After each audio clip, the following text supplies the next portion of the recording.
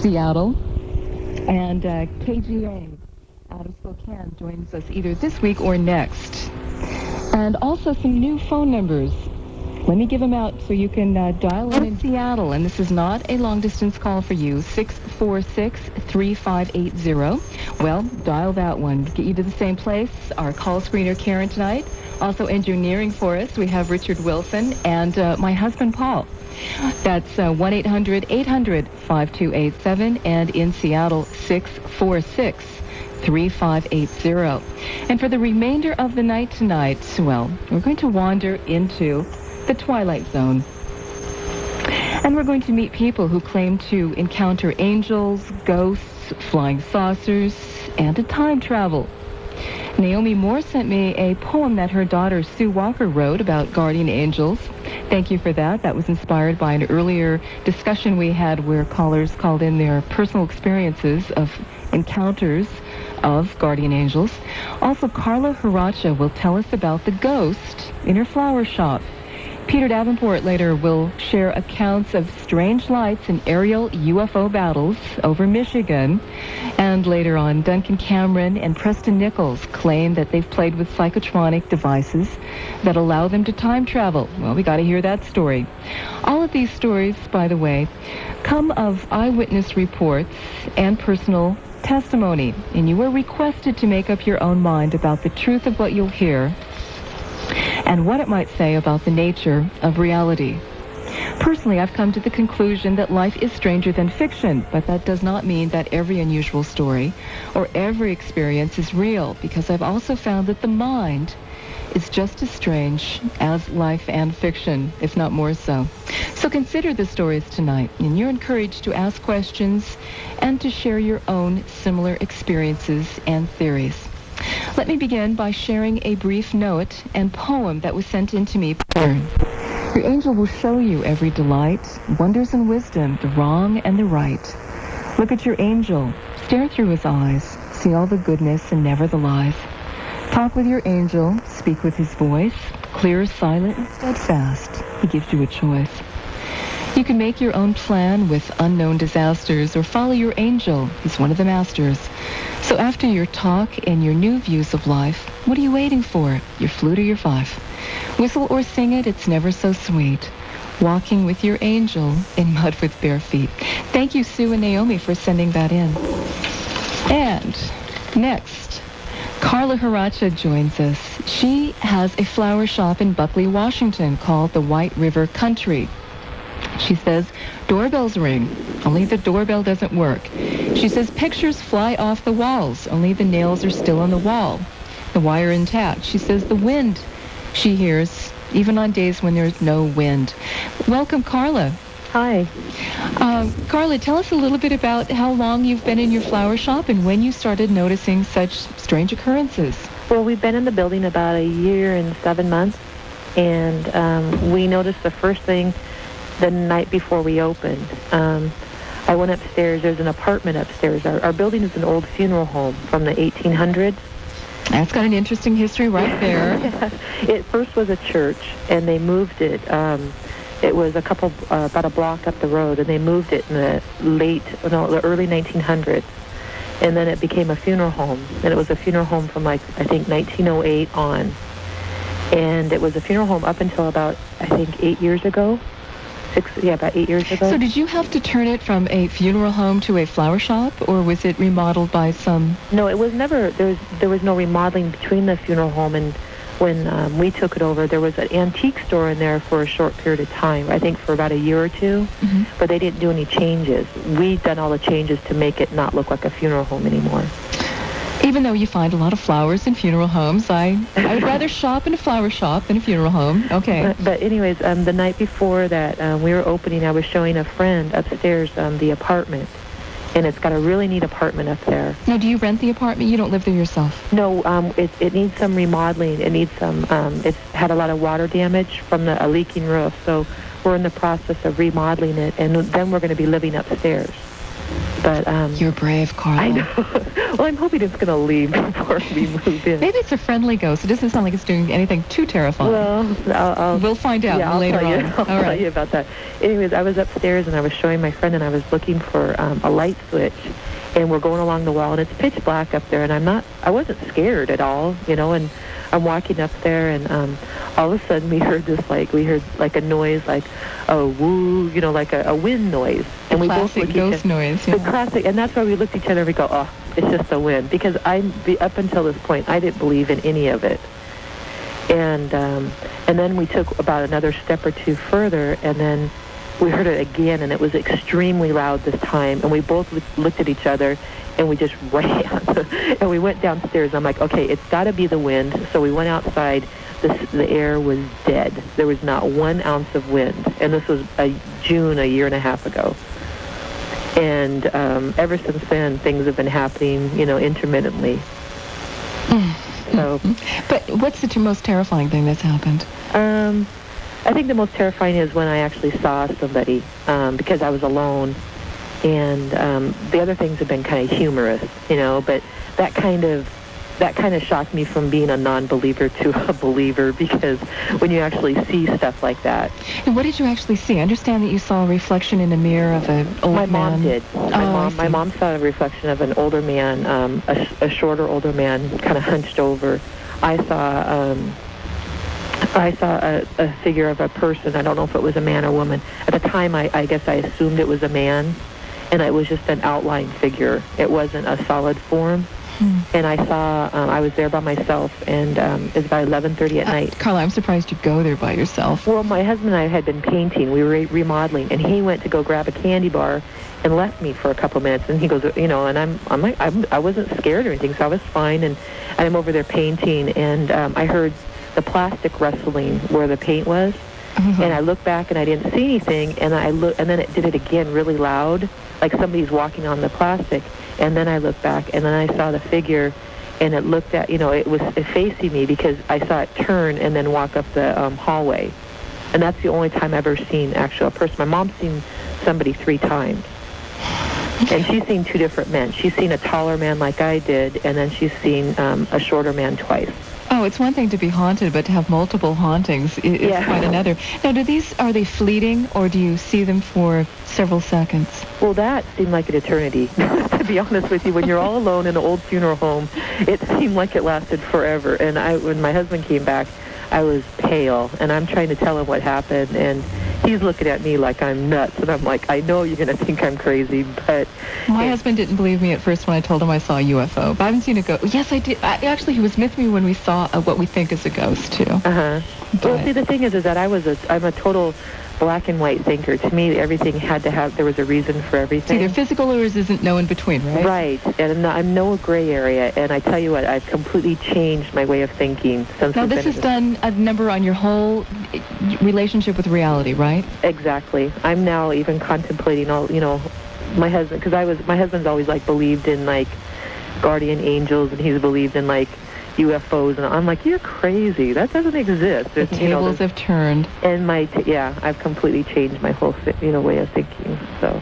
Well, you've got to start listening to the Laura Lee Show then, where we explore these things. Open mind, not a gaping mind, I like to say. Yes, but upstairs, it's a little bit different. We get a different feeling upstairs. Downstairs is more fun, and upstairs is kind of different.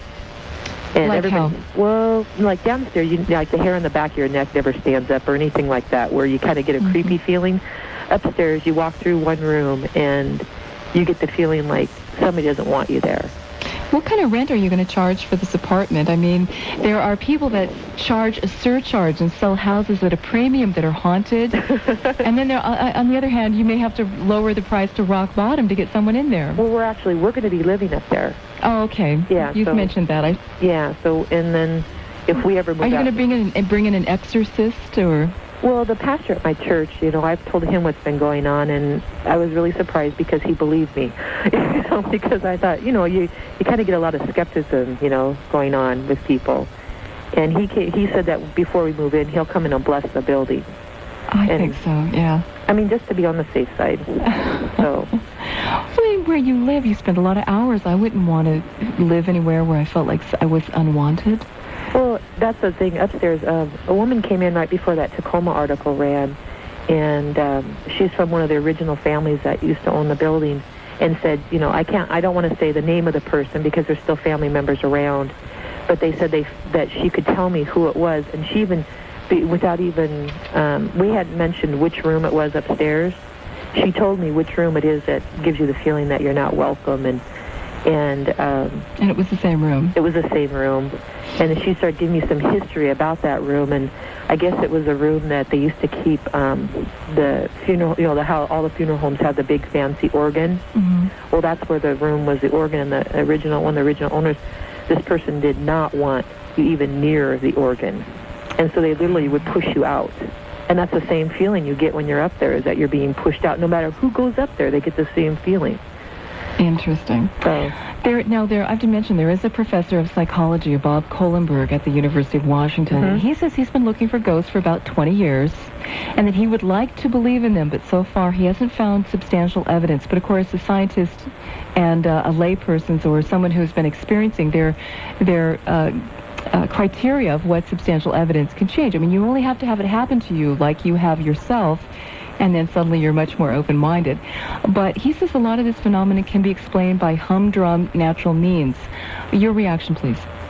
Well, when I read that, it kind of discounted everything in the article, and I understood, you have to have, that's exactly how I would have thought 2 years ago.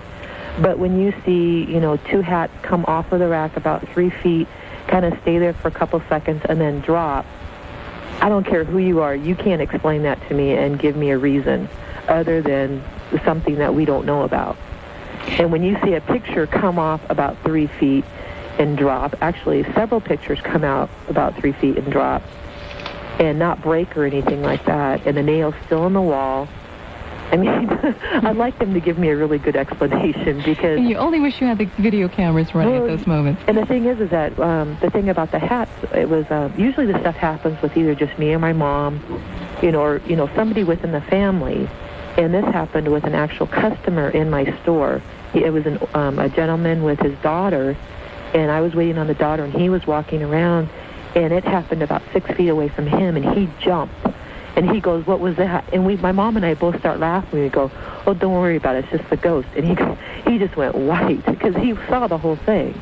Oh, gosh. So, I don't know how that professor would explain that. I don't either. But contemplate that one, and maybe some of our listeners will call in some of their own theories or comments or ghost stories of their own at 1-800-800-5287 or in Seattle at 646-3580. We'll be back. Here's the theory. Harmless bacteria in the mouth mutate into disease-causing toxins when trapped in the microtubules in an infected tooth or root canal. From there, they travel through the bloodstream and weaken organs, adding to a wide variety of degenerative diseases. Here's the evidence. Infected teeth placed under a rabbit's skin caused within weeks the same disease as had the patient from whom the tooth was extracted. The original research done in the 1920s has been fully redocumented today. Now, Dr. George Meinig, dentist and root canal specialist, has gathered the data and the cover-up story in one large, well-illustrated 200-page book. The root canal cover-up can be yours if you call 1-800-243-1438. We'll send you this important information for only $19.95, postage included. Protect your health with knowledge by calling 1-800-243-1438. Talk to me at 1-800-800-5287. 1-800-800-LAURA. Seattle callers use 646-3580. That's 646-3580. Did you know that the interviews on The Laura Lee Show are available on audio cassette tape? In fact, we have a catalog of over 200 interviews ranging from ancient mysteries, alternative health, life sciences, to unexplained phenomena and UFOs. All discussion of new research that is ushering in a larger view of ourselves and the world around us. The Laura Lee Show catalog is available by calling 1-800-243-1438. The catalog is free for the asking. Just give us a call at 1-800-243-1438. Or if you're in Seattle, call 455-1053. Our listeners have called it a university of the universe. Great for cross-country trips, sending to your friends. Teachers have even used these tapes to facilitate a class discussion. Tapes are edited of news and commercials and generally on 90-minute cassette. Priced much lower than your average audio cassette. For the free catalog of over 200 interviews on cassette, call 1-800-243-1438. In the Seattle area, call 455-1053. Hi, I'm Jay Widener with Flashpoint Productions. Said she has the flower shop in Buckley, Washington, and she says it's haunted. There's a ghost that makes his presence known there. How frequent are these episodes, Carla? It goes in spurts. It seems like every time that we remodel, and we've done it a couple times since we've been in the building because it's an older building. I'd say about every couple months. We went about 6 months, I think, is the longest that we've gone without anything happening. And Have then you- excuse me? Oh, I was going to say, have you been keeping a diary? We've been keeping, we've got like something, my mom writes everything down. She's a lot like my husband. She believes in everything. So she was telling me, this is all happening, and I'm like, and I was the one that was giving all these reasons, like why the pictures fell down, and that was at the very beginning, and, and she's like, but Carla, they didn't fall down. They came out. They floated down. Right, and I'm like, okay, you're right. And, I've had things happen where I've been walking down the hall and the light's on in my office, and I'll shut the light off, and I'll be the only one by myself. And then I'll walk back down the hall, and I notice the light's on, so I shut it off, and I go back, and the light's on. And this happened like 4 times, and I had never turned the light on. And you're the only one there at the time. And I'm the only one there. And other guys, that's the stuff I said that's kind of humorous, like somebody playing jokes. Or just saying, hello, I'm here. Yeah, like, okay. I have to tell you my own ghost story. I work out of my house, and my husband runs in and out and does all this stuff. And so when he walks in the door, I can hear him put his key in and step, and there's a distinctive sound, right? Somebody comes home. You know that. Right. And I will be working away, and I'll hear him, and I'll go, hey, Paul, and then I'll be waiting for him to come in, and he never comes in. And later I found out he was never there. He didn't come home at that time. And this has been going on for a couple of years. Or I'll hear doors open or slam or this and the other, and I'm going, all right. But there's no strange feeling. I don't feel unwelcome. The house feels really bright and happy and all of that. And I thought nothing of it. I thought, well, I'm just hearing things. And you know how you brush it aside. Right. Until I had a friend stay with me, and she was alone in the house while we were out, and we come back, and she goes, gosh, the funniest thing, I thought you guys came home about an hour ago. We said, why's that? And she said, well, I heard you walk in. But then when I called out, nobody was there. And we're going, oh, well, Susan, let me tell you about our house. And then later we discovered that it only happened in certain rooms when the windows were open. And what we think is happening is that our house is just set up for the acoustics, where we hear someone else slam their car door across the street or key into it, whatever, and we're hearing a certain acoustic setup is what we think. But we don't know. So right, you don't. Well, what do you do at that moment? I don't know. Well, my mom has had, she only had a key to our side door, and our front door was, she had just gotten there, and the front doors were dead bolted, and she was just putting her purse away, and she's at the front desk, and all of a sudden, she heard the doorbell ring, and then she heard the front doors open and close, and she watched them open and close. Oh no, I have not done that. Thank God. She's like, and she's thinking, and then she walks over there, and they're dead bolted. Oh my gosh. Yeah, and the doorbell hasn't worked for like 10, 12 years, they're saying. And we've heard the door. My husband, that's the only thing my husband has seen happen is we've all been in there. We were painting. It was about a year or so ago. And all of a sudden we heard the doorbell. And I'm like, oh, Rory, the doorbell. And he's like, he kind of got a funny look on his face. And I said, well, go get the door. And he's like, doorbell doesn't work, Carla. And I said, well, it sure does. And it did it again. And the doorbell hasn't worked, like I said, for 10, 12 years. It's disconnected. So, and the woman that had the antique store, they said the same thing. They had the doorbell ringing all the time, but it's been disconnected for like 10 or 12 years. So. That's a strange one. And what else? Do people come into your flower shop because word has gotten around and they, just want to check it out? The article... It's good for business? Well, an article... No, actually, it kind of goes both ways, because being an old funeral home, it took us a while to kind of get people's to have people come back in, because that was the last time they said goodbye to somebody. Oh, And I see. it can be a real it can be a very painful place. And that's why we've done all the remodeling, to try to make it not look like a funeral home. And so some people that have read the articles, because there was an article in our local Enumclaw paper by Grant Music, and that one brought in a lot of people, and a lot of the local kids were making jokes and all that. That had a lot of excitement. In the Tacoma paper, I had some people come actually from Tacoma to come and just purposely to see the place. But whether or not it's doing good for business, I had somebody in town accuse me of doing this just to hype up business. And I'm like, oh yeah, I'm gonna go on the newspapers and make everybody think I'm crazy just to drum up a little business. But that's not true. I mean, everything we've said has been true, and we've had, like I said, witnesses from the outside, not just family. And was there not enough storefront in Buckley that you go to a former funeral home? Well, it was the only place available, actually, and I didn't even know when we rented it. I did not know it was a funeral home, and the mayor at the time, Kathy Sanders, was showing us around with the city council, and because the city owned the building at the time. And I kept going, gosh, I feel like I've been here, that deja vu. And she's like, well, this is the old funeral home. And I think it was about 15 years ago, one of my best friends died in a car accident, and that's where her funeral was. And I did not remember, it was such an emotional time. I did not remember the building at all. And but that was where I had gotten the feeling I had been there before. So I didn't know until after we had already signed the papers. Then it's too late. Actually, I think that there should be laws where they disclose. Aren't there, if someone dies in a home or something, that's supposed to be on the... when you're buying. Exactly. You're supposed to know the history. Yeah, and as far as I know, nobody has died in our building. I mean, they've already been dead before they've gotten there. Now that's got me in a technicality, didn't you, Carl? So anyway, again, it's the what did you call it? It's called White River Country. White River Country, Buckley, Washington, which is where in relationship to, say, Seattle?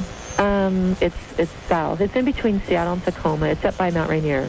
It's Enumclaw would be the last city you get to before you, or one of the last cities you get to. So the next time you're buying flowers in a flower shop.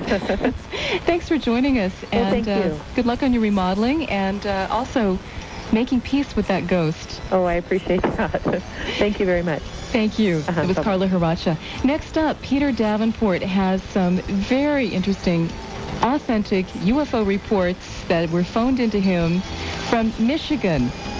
Aerial battles, lots of amazing stories to tell as we continue our walk through the Twilight Zone. I'm Merle.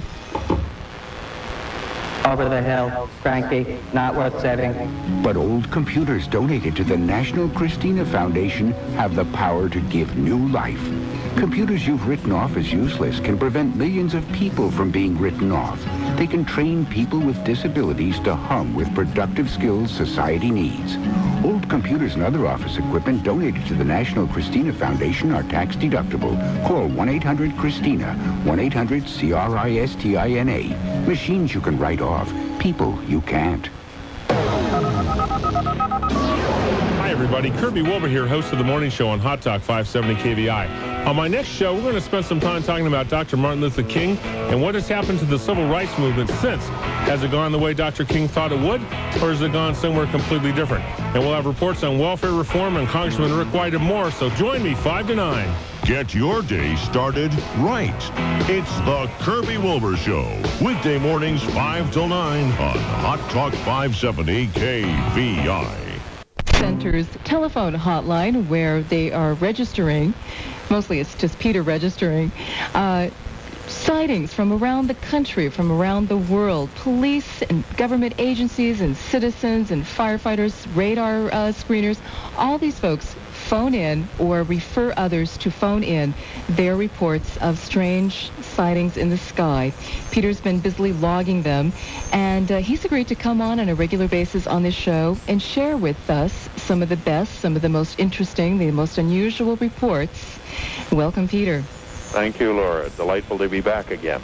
I understand that there's been some interesting going-ons in the skies over Michigan, Peter. There have been a lot of interesting goings-on. Michigan is just the beginning of it, Laura, but Let me tell you about a rather interesting call I took on Wednesday, the 4th of January, just to kick things off and set the tone for this evening's discussion. It takes me back to the 16th of November, Wednesday. I took a call from the Misiola Police Department in Michigan. That's in Mecosta County. It's in the central portion of the lower peninsula of Michigan.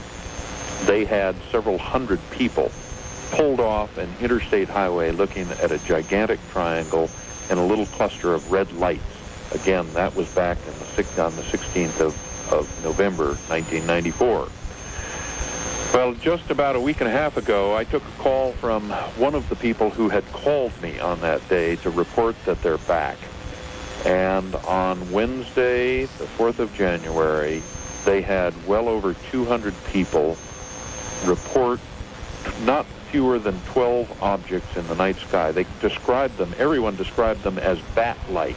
I presume that means they're some of the triangular ships that I've taken so many calls about over the last 3 months. But, you know, bat-like could mean something else. It could also refer to the cadence, the kind of flow. You know, bats kind of swoop and swirl.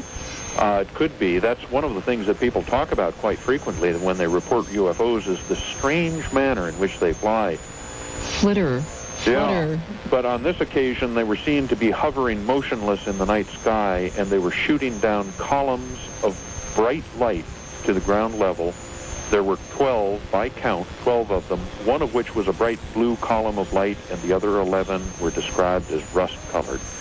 It is a very credible report. The police took many calls on this one. It's one of the many reports we've taken from Michigan. It's very strange, and actually, it was a prelude to something that took place just a week ago tonight out in McMinnville, Tennessee. I took a report about 9:27 p.m. last Saturday night from the Tennessee Emergency Management Agency. They're based in Nashville. And interestingly, they had been directed by the U.S. Air Force to the hotline out here in Seattle. Apparently, and you can rest more soundly tonight, knowing that I apparently am the first-line defense against exploding UFOs, because last Saturday night, there apparently was an immense explosion very near McMinnville, Tennessee. That's in Warren County, just east of Nashville, that caused the Warren County Sheriff's Office to be activated, the Tennessee Emergency Management Agency to be activated. People were launching aircraft to look for the fragments or fires or injuries or property damage. It apparently was quite an explosion. I received a 7-page fax from the TEMA, Tennessee Emergency Management Agency, and I've had a number of phone calls from a number of people about this, and it certainly took place. Now, you were called because strange lights, explosions in the sky, but do you personally think that it has something to do with a UFO, or couldn't it have been some other phenomenon? Someone set off a bomb, or a small meteor came down. I mean, there's many causes of explosions. That's true. A good point, and I skipped over part of the most important part of the story. The explosion occurred several minutes after the Warren County Sheriff's Office emergency dispatch was swamped with UFO calls. People were seeing saucers, they were seeing bat-like or triangular ships, and one of the objects that was seen descending to Earth in Warren County, Tennessee, was a bright cylinder that was positioned vertically, that was seen from many vantage points. I received a map showing the lines of sight from perceivers or witnesses to this event. Lines of sight from people who saw it. The object descended to the ground level, after which there was an immense explosion of white flash, and blue burning fragments of material were seen thrown high into the sky over McMinnville. Did you ask a scientist, how do you get a blue burning fragment? I mean, red hot, we know about, you can get blue flames or white flames, but blue burning, I mean, could you even guesstimate the temperature, therefore the kind of material? I mean, you can begin to kind of piece these little facts together, these... You're full of good questions tonight, because that's the reason I said blue burning fragment, because exactly as you state, the temperature is a function, or the incandescence, the color of the burning fragment is a result of its temperature. And the fact that it was blue makes it very mysterious. I was told by Kima that the airport manager of the McMinnville, Tennessee airport, after he saw the explosion, jumped in his own airplane and took off and searched the area for about 6 minutes, not believing his eyes that there wasn't some kind of visible damage or destruction or fire or something in process there. So nobody found any damaged buildings, nobody found a hole in the ground, nothing. That's my understanding. It was just, and nobody found fragments. That's my understanding. You don't know if some government agency or somebody came in, or do you? Well, I do. And we have a number of investigators to whom I have handed this information out in that area. As you know, the hotline here, the National UFO Reporting Center, does not have its own investigators. All we are is a clearinghouse for information. We take in reports and we try to turn that information around on short notice to investigators or interested parties, in this case, out in that area, that neck of the woods. And we've had a number of investigators skulking around Warren County trying to find out what's going on. The one thing we do know, reasonably certainly at this point, is there have been some federal investigators circulating in that area, we presume they're federal, telling all of the authorities to say nothing about this event. For what reason, I don't know, but it comes from a very, very good source. You never know, I guess, when the next Roswell will happen. And you never know when it's going to happen in your own backyard? Is that what you're trying to tell us? Well, I don't know. I may have seemed to have implied that, but it's only inadvertent because, frankly, I really don't know what happened there, except to say that the events that were described before the explosion apparently are very similar to what was reported just 3 or 4 days earlier out in the heart of Michigan. In point of fact, I took 6 nights running, Laura. I took telephone calls all times of night and day about bat-like or delta-shaped ships. It started on the 1st of January. That was my New Year's I'm New surprised Year's with bats. It should have started on Halloween. Good point.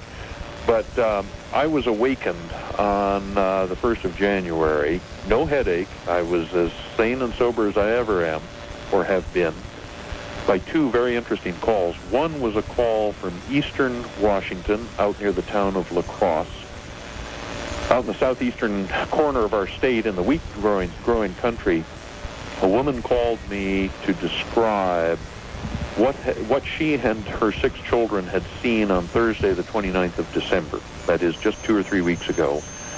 They were driving back from Clarkston in Idaho to their home in La Crosse at 9:45 p.m. Thursday night, again, the 29th of December. Her kids looked out over a wheat field, and they saw 3 headlights. At first, their impression was that it was... An odd car, right? Yeah, a new exactly. design. Detroit's been up to something interesting. Must have been one of the Tuppers, I guess, with the 3 headlights in front. But the kids thought it was a 747 landing in a wheat field coming right at them. The mother looked at it. In fact, I just played a few feet of this tape-recorded conversation at a MUFON meeting, a monthly MUFON meeting of the Washington State chapter of the Mutual UFO Network today. She looked at these lights, and she said they were extraordinarily bright, brighter than any light she's seen in her 40 years on this planet.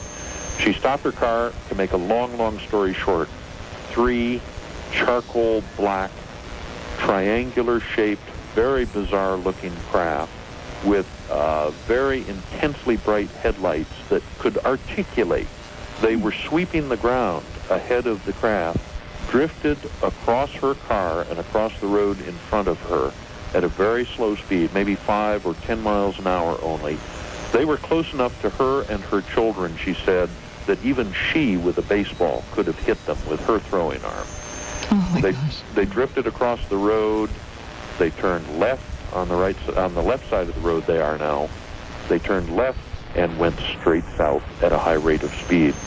That is one of 6 nights of reports I've taken of bat-like or triangular ships. And in point of fact, I think I've heard about triangular ships from 30 or 40 states in the Union since late August when I became the new director of the hotline here in Seattle. That hotline number, by the way, is 206-722-3000. I advise you put it on your Rolodex. Keep it somewhere handy because you never know when you're going to need it. Peter, I understand you have a very short segment that you have offered to play for our listening audience of a UFO report. I do indeed, and this is particularly interesting. The hotline since late August has taken approximately 2,500 or maybe 3,000 calls. On 2 of those instances, we have succeeded in tape recording what may be, and I emphasize may be, UFO-induced electromagnetic interference over the telephone, during the telephone conversation. Oh, wonderful. And, well, we should know what that is in case we're talking on the phone someday and we hear some interesting blips. Yeah. We can run out the window. I'll let you cue that tape up, and we'll come right back with Peter Davenport, who heads and mans the National UFO Reporting Center's telephone hotline. I'm Laura Lee. 6-722-3000. However you want to call in tonight, it's 1-800-800-5287, or in Seattle, 646-3580. Peter, do you have that tape queued up? I do indeed. And just briefly, what you're going to hear is just about 3 or 4 seconds of a tape-recorded conversation I made 3 days before Christmas. Comes from Montana, and here we go. This is going to be an experiment. I don't know how good the audio is going to be, but we'll try it. Let's see what happens. You see? I don't know if I can do it right. Well, Mrs. Hubin, it's just like looking... Did you hear that? That beep, beep, beep? Yep.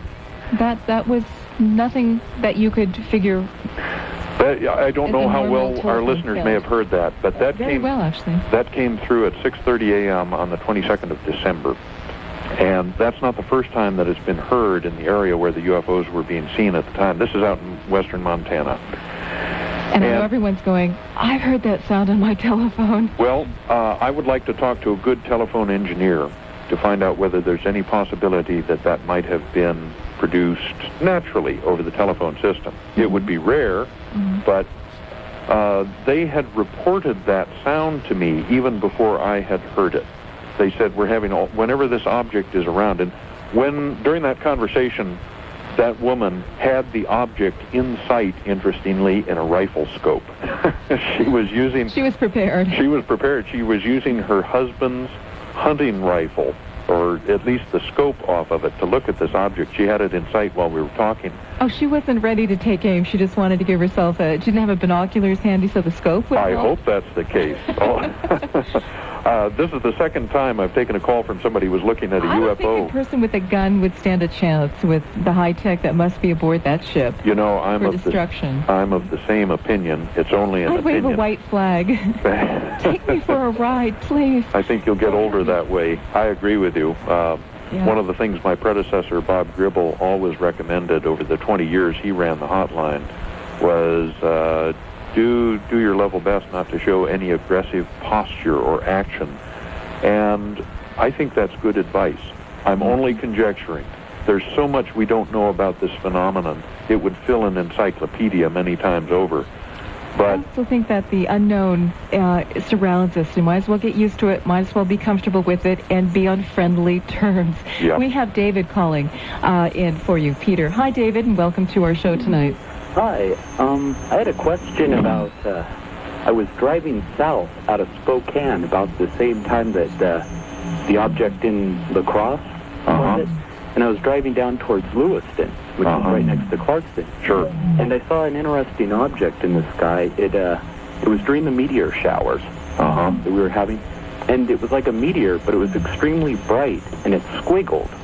Really? Yeah, and I don't know, do meteors do that? Do meteors squiggle? I think we'll have to ask an astronomer about that one. He'd probably say, oh, it's the reflection, you know, there's a lot of dust particles in the sky and the light passed through and it just gave the optical illusion of squiggling. Probably, let me just hazard a guess, I'm not an astronomer. Yeah, that's all I can do, David. That's an interesting observation, and I wish everybody who called into the hotline had as precise a description of what they saw as you apparently do. I'd love to take a brief written report, half a page would be plenty, on what it was you saw, where you were, what direction you were looking, and so on, so we can reconstruct it.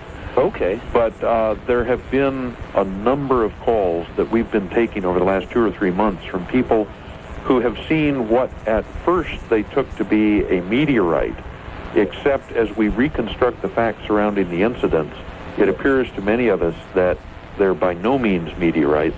On Wednesday, the 10th of November, I took a call from the town of Newton, New Jersey, up in the northwest corner of the state. I think it's in Sussex County. An AT&T software engineer, a young fellow in his 20s, was driving home about 6:23 p.m. on that night, and he saw coming in his direction, roughly, from the northwestern sky, a meteorite which stopped, he claimed. And he was absolutely thunderstruck by it. He was just riveted to his seat because where the meteorite stopped, he claimed, was hovering a ship which proceeded to drift to the west out of his sight over the subsequent minute or so. I have taken similar calls from police in Texas, from Bonham, Texas. 2 officers, I think I may have reported this on a Laura Lee program in the past, but 2 officers were on a stakeout. I think it was Route 82 up in northeastern Texas. They saw a meteorite come in from the west. A few minutes later, they got out of their car and spotted in the eastern night sky an object that proceeded to start moving to the south. It accelerated and then just streaked out of sight very suddenly. I don't know what you saw, David, but I'm intrigued by your report and would welcome just a brief written report would be fine.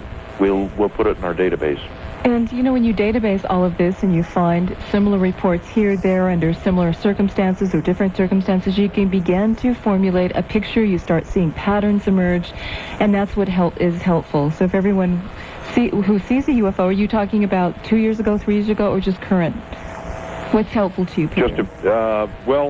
One of the things I'm going to start doing is accepting in written form only old reports going back years or decades. We're going to start building a database. This is one of the things that the computer is so very effective at is handling a large quantity of information. More often than not, when people call to report recent sightings, they'll say, one of the questions I invariably ask them is, this the first time you've ever seen a UFO? And more often than not, they'll say, well, no, back in '07, my grandpappy saw something. And that, from my vantage point, is very, very valuable information. One of the many projects that could be done in the field of ufology is go through those diaries that may be available to us that take us back decades or centuries to see if there are any kind of allusions to strange events that we would understand in today's terms. No, is that illusions or allusions, Peter? I hope it's allusions. There are enough illusions in this field as it is. Let me should we use our address? So if people want to send in their written reports, just put on the outside of the envelope either UFO report or Peter Davenport. If you want to send them to my address, I will pass them on to Peter, and that is P.O. Box 3010, P.O. Box 3010, Bellevue, spell it phonetically, Post Office will understand, Washington 98009. But if there are new reports, you would prefer them to be called in or either write them down or call them in? Right. Since we have only one telephone line, we prefer to deal over the telephone with just regarding recent reports, maximum of 2 weeks. 722 3000. That's correct. Right. Well, Peter, this has been fun, as always, to hear your reports. They're fascinating, and I know that there's going to be just a whole new batch next week or the week after when we check in with you on a regular basis. There are indeed. It seems to be getting busier all the time, and I hope I can give you some new good reports next time we talk, Laura. And, you know, I think that's just fascinating to hear what's going on in other parts of the country. It's one more way to us to keep in touch on a global, national, and international basis as to what other people are seeing. It's great to stay connected. Yep. That was Peter Davenport. Again, Peter, thank you. And 206-722-3000. You may need that number sometime. Coming up next, Preston Nichols and Duncan Cameron say they have access to psychotronic devices that allow them to time travel. I don't know, but I'm going to listen. We'll be back. I'm Laura Lee.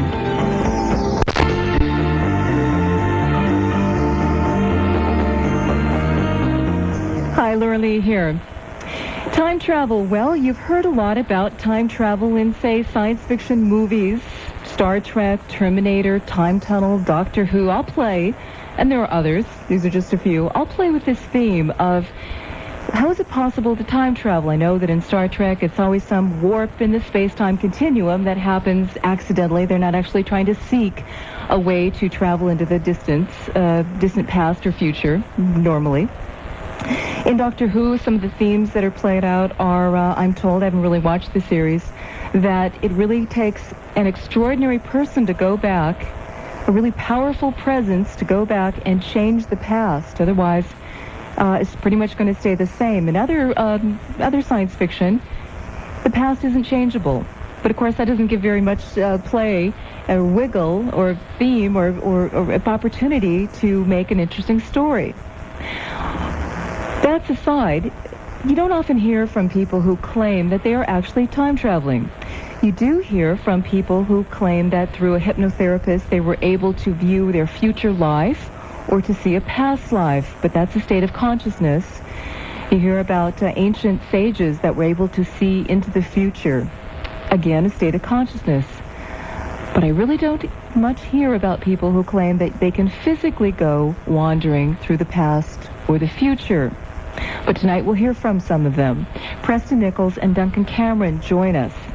And we'll talk to Preston first. Hi, Preston. How are you? Okay, I'm fine.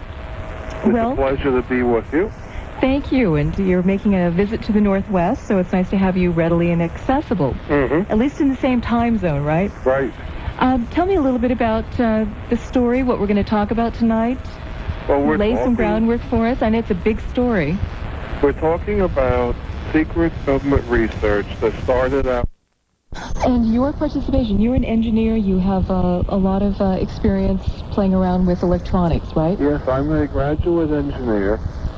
I've been trained in engineering, electronics. I also have an interest in metaphysics. I have an interest in music and many other things. And tomorrow we're speaking at the Yale Middle School. The doors open at 9:15, the lecture starts at 10 and runs till 8 at night, 10 in the morning. We still have tickets available. Okay, got your plug-in. A little bit about the Philadelphia experiment. That took place in the 1940s. Most people know the story. It's become a movie, it's a book. Right. It's a pretty well-known story. Let's jumpstart and just assume people know about that, and if they don't, they can call in and ask you questions to fill in their gap.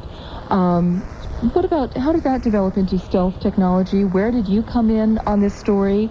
We're also going to be talking with Duncan Cameron. Who are the players, and where do you guys come in the timeline?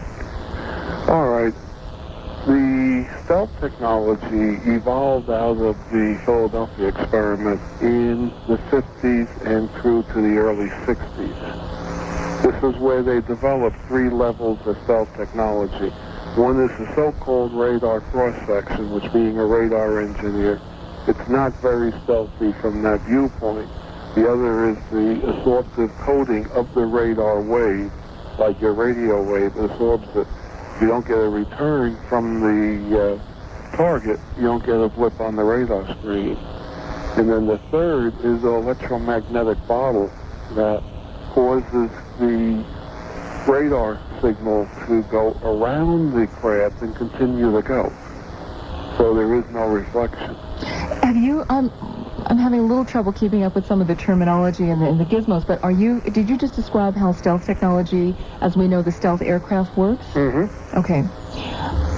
How did that go from the Philadelphia experiment, which was a stealth experiment with a ship, right? It was the starting of the stealth research. The idea is, here I am, you just can't see me. And it's, I guess you could go into the future and say, the Klingons have the same kind of technology in science fiction. Mm-hmm. I'm here, I'm cloaked. Okay. Mm-hmm.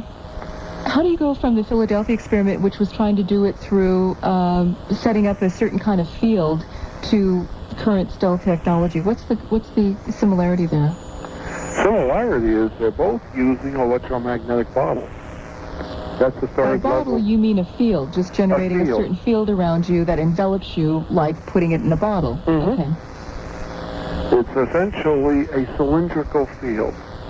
And it allows you to hide either from low-frequency waves, such as radio radar waves, or up to including light waves. That means radar cannot detect you, hopefully, but what about an eyewitness if somebody was near the ship or... Well, reports are that they have it developed to the point where the ship can actually disappear. Okay, and can you define your terms, disappear? You don't see it. Okay, it's still there, just don't see it. You don't see it, right. How is that possible? It is possible, essentially, by creating a strong enough electromagnetic field that the space-time continuum is warped or distorted to the point where the object inside the field exists in a slightly different reality, but still has like a foot in our reality. So if you go 90 degrees out, you're out of our reality. But if you go 45 degrees, you're still in our reality, but you're invisible to all forms of radiation-type scanning.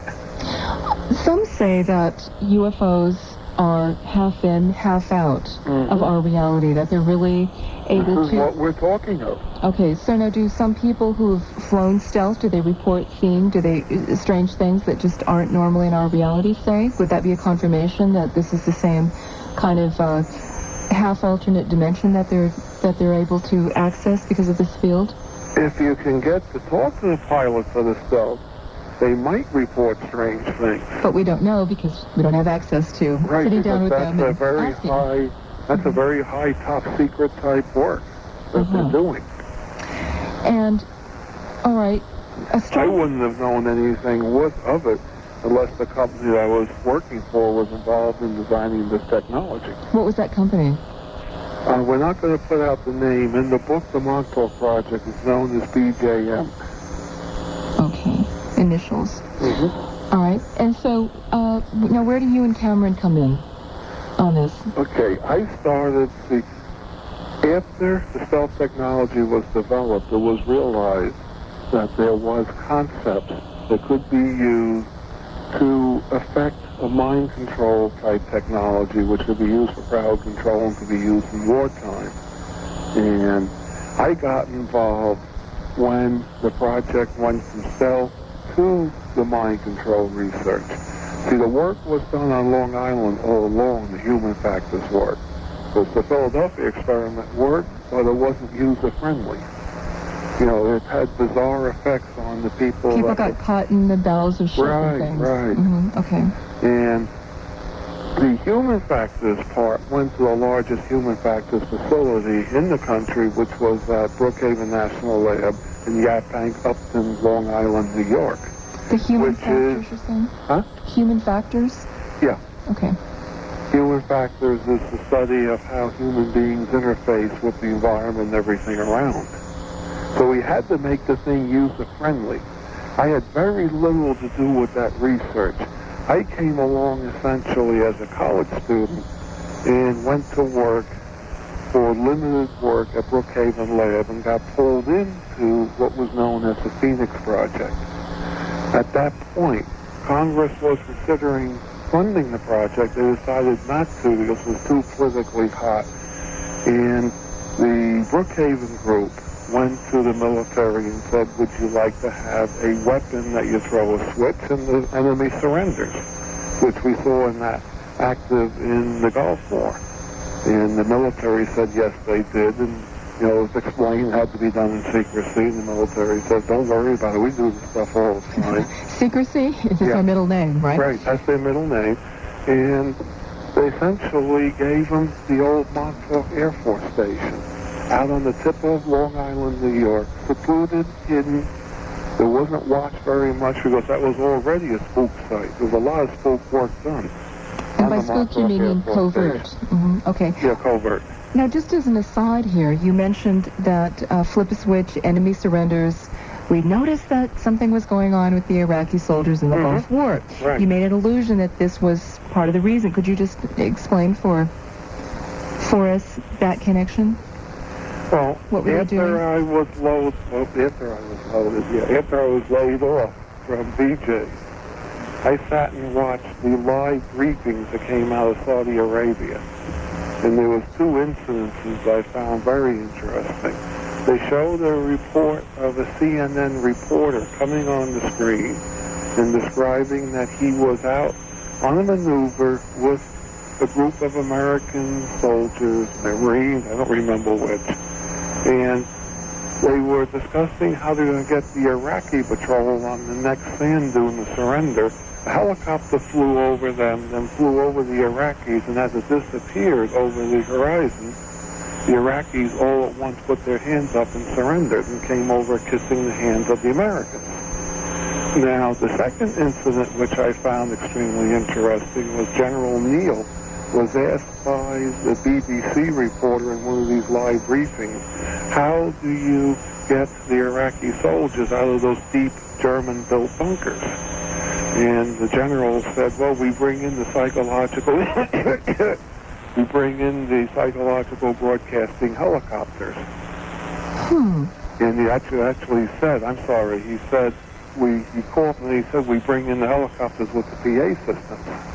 And so you're putting two and two together here. Yeah. Well, if you know how they cover when they make a mistake, they try to maintain a continuous line. Oh, so I see. The general was coughing to cover up. I see. Right. And then afterwards, he filled in with the helicopters with PA systems. Now, I asked people how deep buried these things are, and I found out these things are like 2 to 3 foot thick cement walls buried like 10, 15 feet below the surface.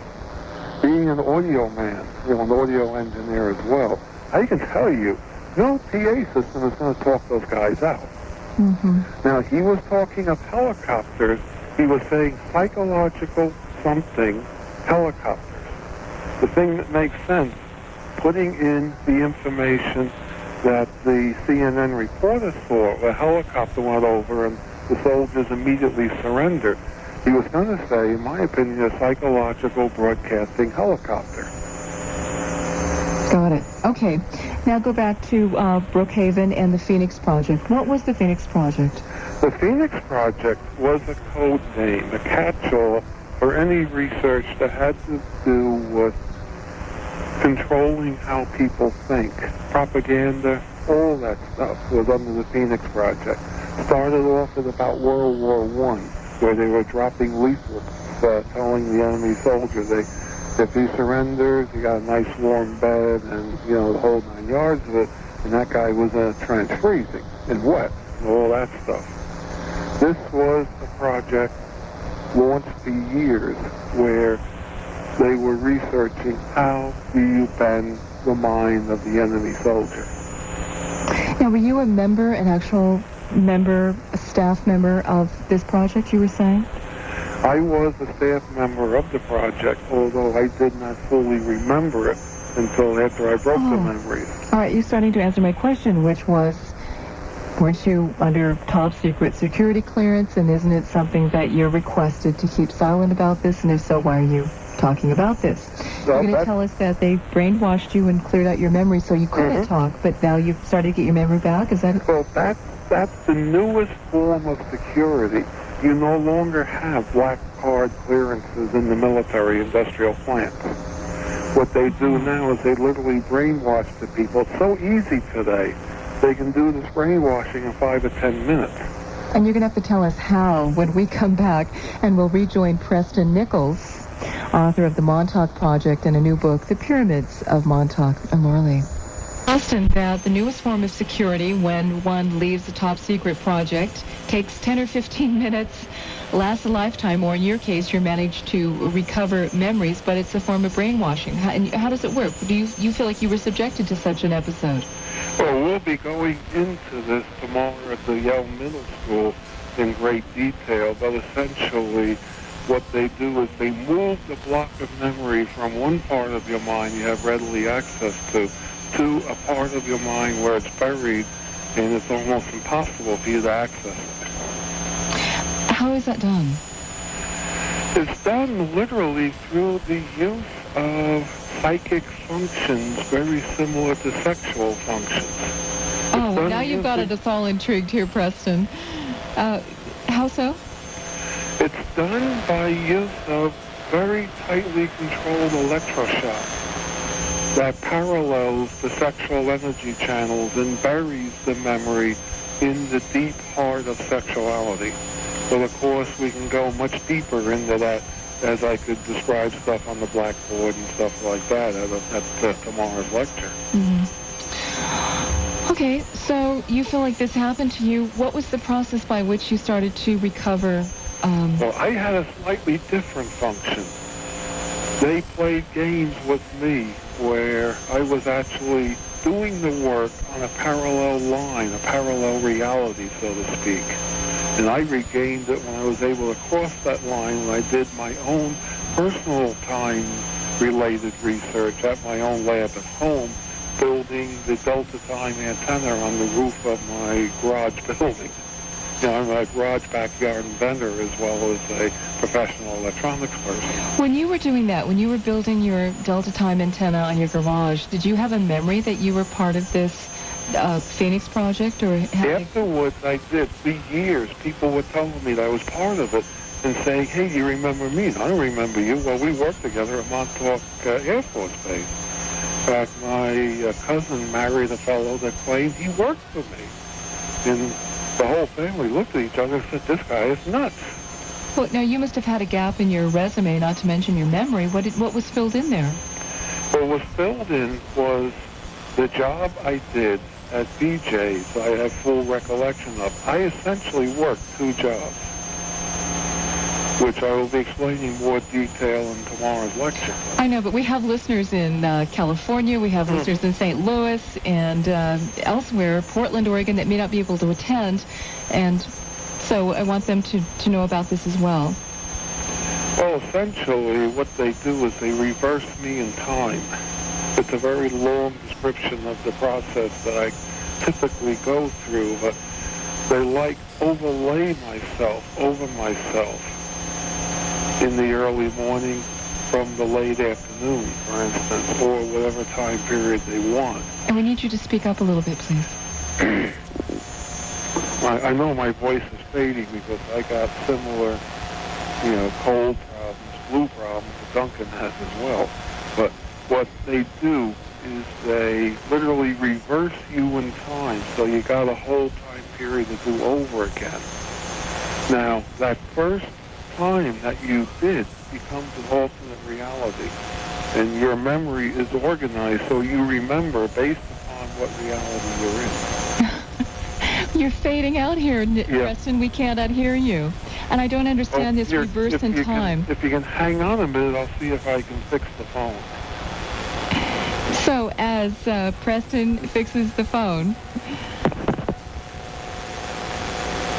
Okay, is that better? I think a little better, yeah. Yeah. Probably what happens is the carbon granules are compacted. All right, they're reversing you in time, so I don't understand. They're constructing your day as you're a member of this Phoenix project to what? Well, to go detailed, essentially what they do is they sit me in a system, an electronic unit, at 9 in the morning. Then what I do is I go out to Montauk, I do my job. Then they bring me back at, let's say, 5 in the afternoon. It doesn't have to be an exact time. They sit me in the same place, the same equipment. And what they literally do is they now turn this thing on. It's a time device that can reverse the person sitting in the system back to the earlier time at 9 in the morning.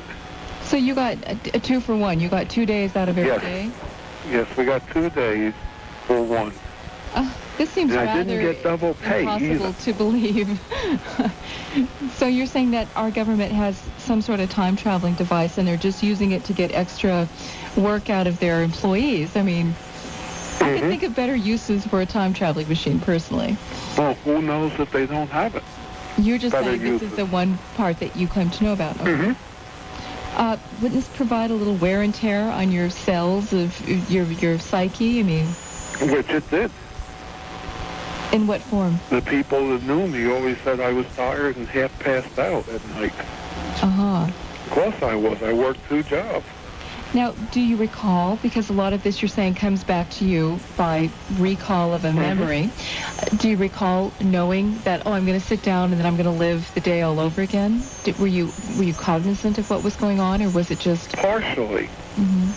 I was partially aware when I was working at Montauk. I was also working in another town on Long Island. Believe me, it becomes a mind blower when you get two memories for the exact same time. I see. Well, that could throw you off in terms of trying to do some recall there, couldn't it? And let's see, we need to come back with Preston Nichols. Finish this story. I'm Laura Lee.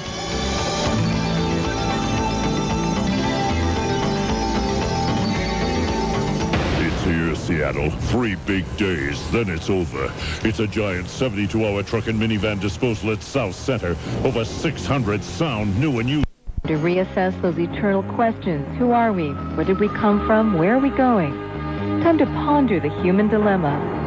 Time for deep philosophy in the meeting of minds. This is The Laura Lee Show. Hi, I'm Laura Lee.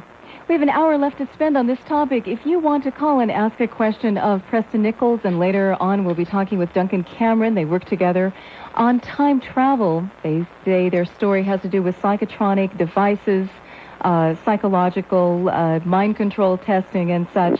Call now, 1-800-800-5287, or in Seattle at 646-3580. Duncan, Preston, have you ever considered the fact that maybe the government did do a mind control number on you, but they just wanted you to believe that you were traveling in time? You can't really tell with these things, can you? Or what's the evidence? If it was only me alone, or very few, maybe Duncan alone, I would wonder if that was the case. But we have a number of different people who claim that they have traveled through time through the Montauk-type project. What were their stories, and how, again? I mean, it's one thing to cloak through an electromagnetic field an object, but it's another thing to time travel. Now, you're saying the connection here, I'm going to guess, is that there was a distortion in the space-time continuum. An electromagnetic field strong enough can do these odd things. True. How do you make the leap from a stealth cloaking device to going backwards or forwards in time in a physical fashion? Consciousness, I have no problem with. I think consciousness can do just about anything in a conscious way. But when you're talking about moving physicalness through, how do you, you're involved in the sciences. How do you explain that one? What's a theory that could contain that? Okay, if you can generate enough of a electromagnetic field, there is sound physics in the quantum physics field, which is saying literally that a very strong field is capable of bending space and time. What they did at the Montauk Project was amplify the psychic time travel capability of a human being through this very, very large mind amplifier type technology. In other words, they were having a psychic, a person, visualize time traveling, and they were picking out the frequency transform, or the psychic vibes, so to speak, through using a sensor system, very, very sophisticated computer technology, and an extreme high-powered radar-type transmitter. And with that, they were taking these patterns that the person was conjuring up in his mind and boosting them to so much power that it actually created a real-world opening between point A, time A, and point B, time B. When you say a real-world opening, how do you know it's a real world? How do you know it isn't an alternate world, or a world that's just made up of consciousness and you're just having an experience and it feels real, rather like a virtual reality machine would? Oh, that's a very good question. I'm going by reports of people who have gone through the vortex, the time opening, the time tunnel, so to speak. I saw the tunnel myself, but I was never allowed to go in it. You saw the tunnel? Did it look like, we can conjure up visions of Stargate's representation of a time tunnel. What did it look like, say, in comparison to? It looked like a rotating conical with the open end. I was looking into a conical section is what it looked like. and the thing at the edges was glowing a very bright light. Duncan Cameron, of course, would be more qualified to talk of it since he went through it. Do you want to put him on? We can put him on whenever, he's ready. Oh, I'd like to say hi to Duncan. I've heard a lot about him, and I'd like to get a description. Duncan! We're talking with Preston Here, Nichols. hold on, he's coming. And Duncan Cameron. And actually, Preston, hold on for just a minute. Iona. Hello, Lorley. Hi, Duncan. Yes, how do you do? Well, thank you. Well, nice to speak to you. Nice to talk with you. Okay. Hope you're better. Glowing bright, rotating conical section in a time tunnel. Right, and I need to clarify just a couple of things. Excuse me, big pardon, I got a cold, and I'll try to clear myself off. Phone, of course. There are many different ways to open up a kind of like a time tunnel or space-time tunnel, depending how it's created is the avenue for which the tunnel will take form. It has to do with the prescription of thought and the origin of thought and how it's prescribed and then manifested technologically. That's what they did through eventual experimentation in empirical evaluation of working through basically a person's sexuality. A kind of an interesting point and way to go. Why the sexuality? Because why? Right, yeah, that's a question. The closed door for most of it. It's got some sort of life energy of its own. I mean, what's Yeah, sure. But they certainly found out that it was the sexual energy, that high dynamic format, that the spirit was attracted to the woman for the procreation. And it's where the spirit came off Earth plane to come in and to then maturate into a fetus and then obviously become form. Now you're getting metaphysical on us. Yeah, sure. But it's also Is there anything wrong with that? Oh, no. It's naturally occurring, and in my case, my thoughts were picked up and then amplified. But I'll get back to the tunnel of sorts. So depending how a person, and for reasons known and kind of unknown, I was one of the people who had this processing work through me, the very primitive part of the mind, meaning that very base survival sexuality, that drive, that back caveman days, it was kind of predatorial nature. It was survival for food. And it was sexuality, I have to put in quotes there, is the energetic. Got it. But now what has that got to do with, you say that you were one of the time travelers. You got to go through the tunnel. Oh, sure. Okay, so what happened on the other side? It depends. I was protected in a number of different places.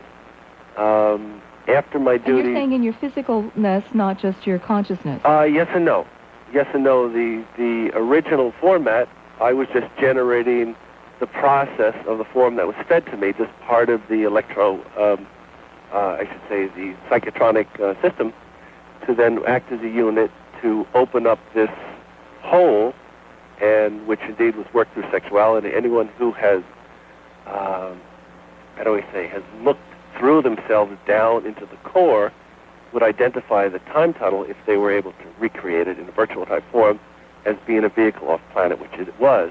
So after generating the format, after a number of different experimentations, I eventually went forth and did all sorts of different things, from going in and having a look. There are different ways to not only project a form, but as a thought. And that's what they were doing, is projecting a thought down this open carrier, this highway, this vehicle, which has been popularized by the time tunnel. It's actually, it's a space-time continuum avenue into kind of the esoteric that we all do on a natural occurring basis, you see. So I'm getting that it catapulted you into some sort of alternate state of consciousness. The actual format that was then processed through me, that's correct. We have a couple callers for you. Let's start with okay, sure. Iona in Seattle. Hi, Iona. Thanks for joining us. Yes, good evening, Laura. Good evening. And hello to Mr. Preston Nichols. Okay, hold on a Duncan sec. Here's Cameron. Preston. Okay.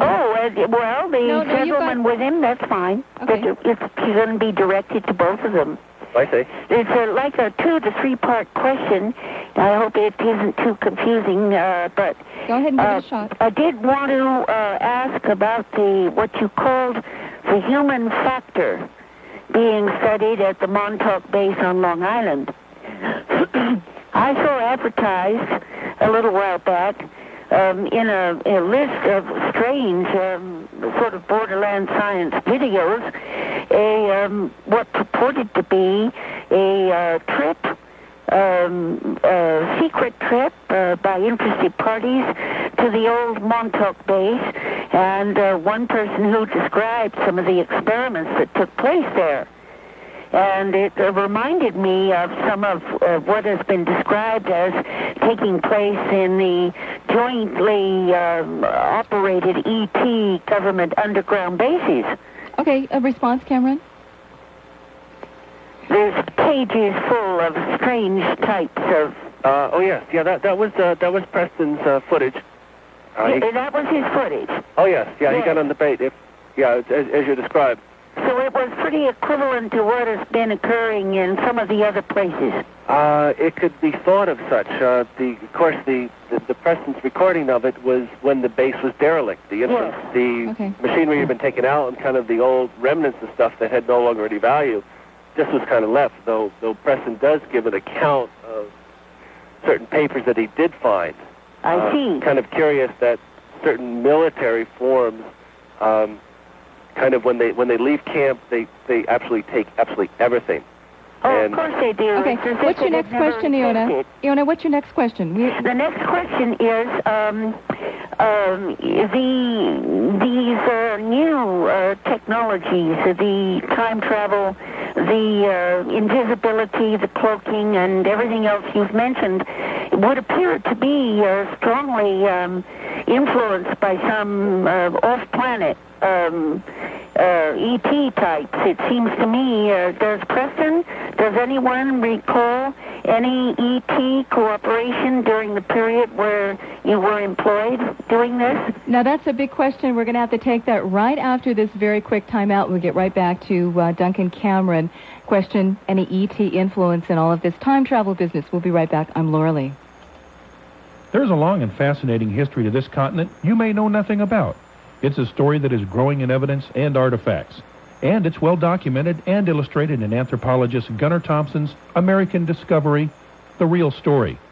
This 375-page book is a super buy at just $16.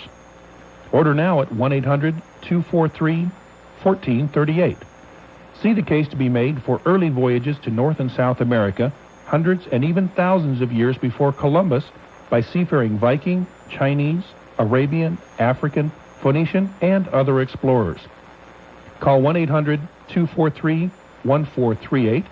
It's a fascinating and detailed examination of the clues they left behind. American Discovery, The Real Story, now $16, $2 off the cover price when you call 1-800-243-1438. Know the hidden history of our country. To get on the air, just call 1-800-800-LAURA. That's 1-800-800-LAURA. That's 1-800-800-5287. Seattle callers, dial 646-3580. There's a heavy metal that is highly toxic to our vital organs and brain tissue, and you may be wearing it in your teeth. Dr. Hal Huggins is a leading researcher on the harm that silver mercury dental fillings may be doing to your health. The scientific body of evidence and research is growing, and it's all well documented in Dr. Huggins' book. It's All in Your Head, the link between mercury amalgams and illness. Call 1-800-243-1438. This book is only $12 by calling 1-800-243-1438. It's a fascinating story, an important key to protecting your health. Dr. Hal Huggins, It's All in Your Head. Call 1-800-243-1438. The detailed research from leading laboratories is irrefutable. Learn what you can do to safeguard your health. Call 1-800-243-1438. Hey, we're back. I'm Laura Lee, talking with Duncan Cameron and Preston Nichols. And also, gentlemen, want to know your books, your videos. Is there a quick number we can be given so people can know about those? And then let's answer the question that Iona had about ET influence in time travel. Hello? Okay, we don't have a phone number anymore to call for books.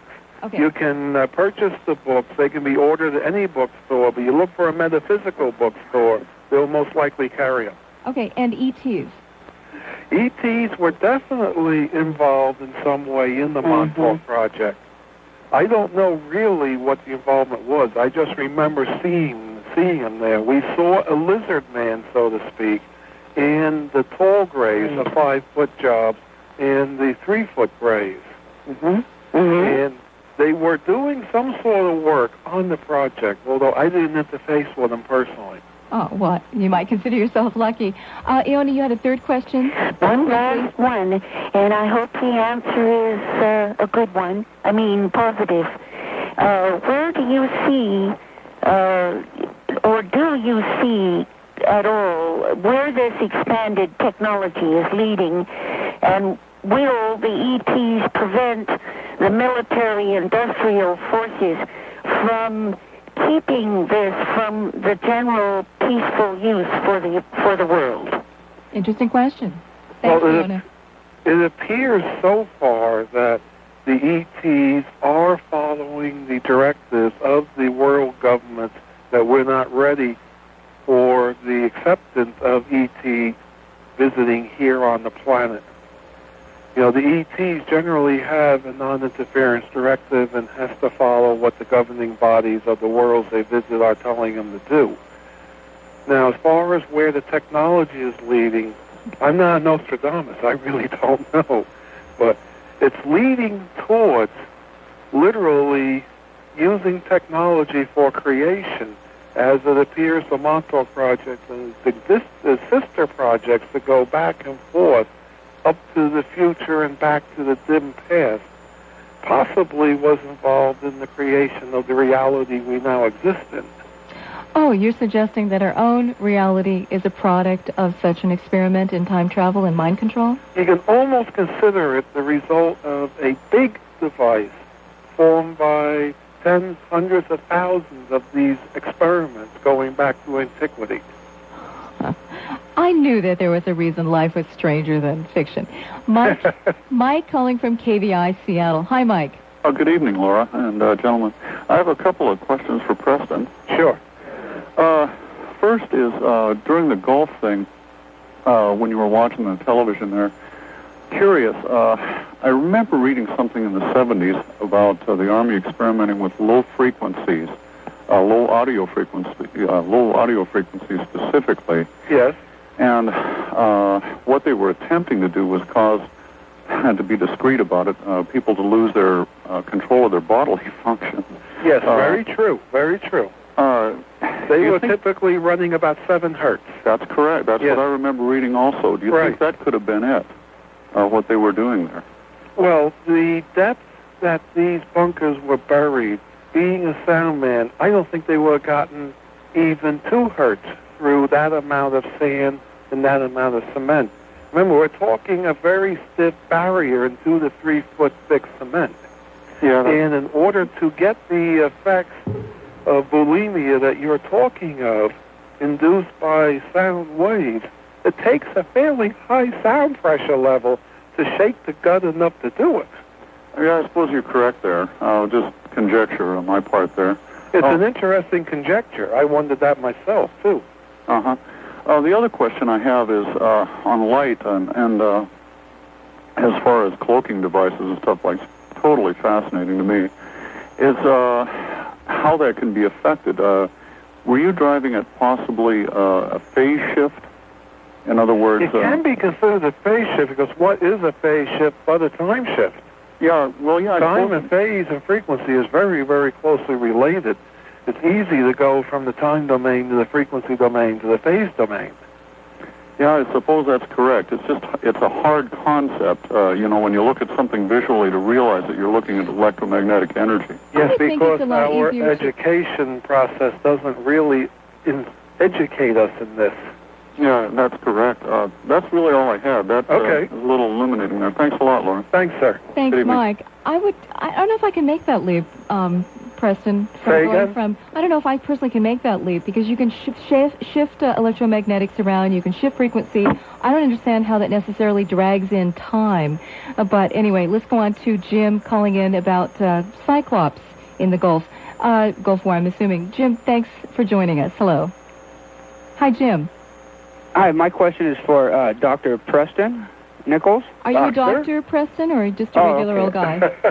I don't know. That's what I thought I heard. Let's just call him Preston. Right. Okay. I spent 6 years in the Marine Corps, and I was during the whole Gulf duration. I was over there, and right now I'm a student at UW, anyways. And I was just researching that topic, and I couldn't really find anything on psychops. And I wanted to write a paper on it. Psychops or Cyclops? Cyclops. Okay. Psychological my call operation. screener put Cyclops. Okay, Mike, first of all, the operations we're talking of are at black card crypto clearance levels, and you won't find it in the open literature. Uh-huh. And you have to be in military intelligence for that. Okay, the psychops I was referring to is they would come over playing a lot of music and dropping the pamphlets and stuff. I have a whole bunch of those, in fact, at home. And so remember, that's low-level stuff. Can we define Cyclops, your PSI? Psych operations. Right? Okay. That's operations using psychic activity, psychological concepts and such. Well, it's essentially how to make the enemy do what you want them to do. What you were saying is they might have been broadcasting a frequency that may be a tone that our ear cannot pick up to persuade them to surrender, or... No, they were broadcasting an electromagnetic wave that was detected by the mind itself directly. Uh-huh. Because there was a lot of unusual things when they'd surrender, like they'd be telling us don't chop off their heads and everything. Right. Because they would get massive headaches when they'd be subjected to this. Uh-huh. They don't chop off our heads, and they're like, well, they didn't know what the heck they're talking about, you know, they're just getting... Right, because the guy in the field, he didn't know this. All he knew is he was wondering how you could get these people to surrender, and all of a sudden they surrender. Yeah, it was pretty ridiculous. Sometimes there'd be like one company of us, and there'd be battalions surrendering to us. Right, I know. This was quite apparent on the news services here. Uh-huh. They were saying that they surrendered because we bombed the all-loving bejesus out of them. Uh-huh. But also, I talked to a lot of Air Force people, and we didn't do that terribly much bombing, according to them. Oh, yeah, the desert was totally intact when we went across. There was like little bomblets laying around, and the holes, we were in and out of their holes, and they were like cement walls, and sure, they were pretty thick. I'd never really heard that before, and in fact, I was trying to do some research on psychops, and I couldn't find anything on it. I know what you mean. You're not going to find squat in the open literature on it. You got to go to security literature. Huh. Well, perhaps another mystery solved here, Jim. Thanks. Did you feel pretty good during that time yourself? Because I'm wondering, does it bleed through if there's the stuff going on in one area? Do you pick up on it because you're nearby? We'll come back and spend some more time with Preston Nichols and Duncan Cameron. The topic, time travel. I'm wondering, okay, consciously, no problem. I don't have a problem with it, but physically, I still don't quite understand how that's possible. We'll be back. This is Hot Talk 570 KVI, Seattle. Would you buy a cellular phone from somebody if they gave you $50? Now at Car Toys, you can get a $50 prepaid telephone calling card free with the purchase of any cellular phone.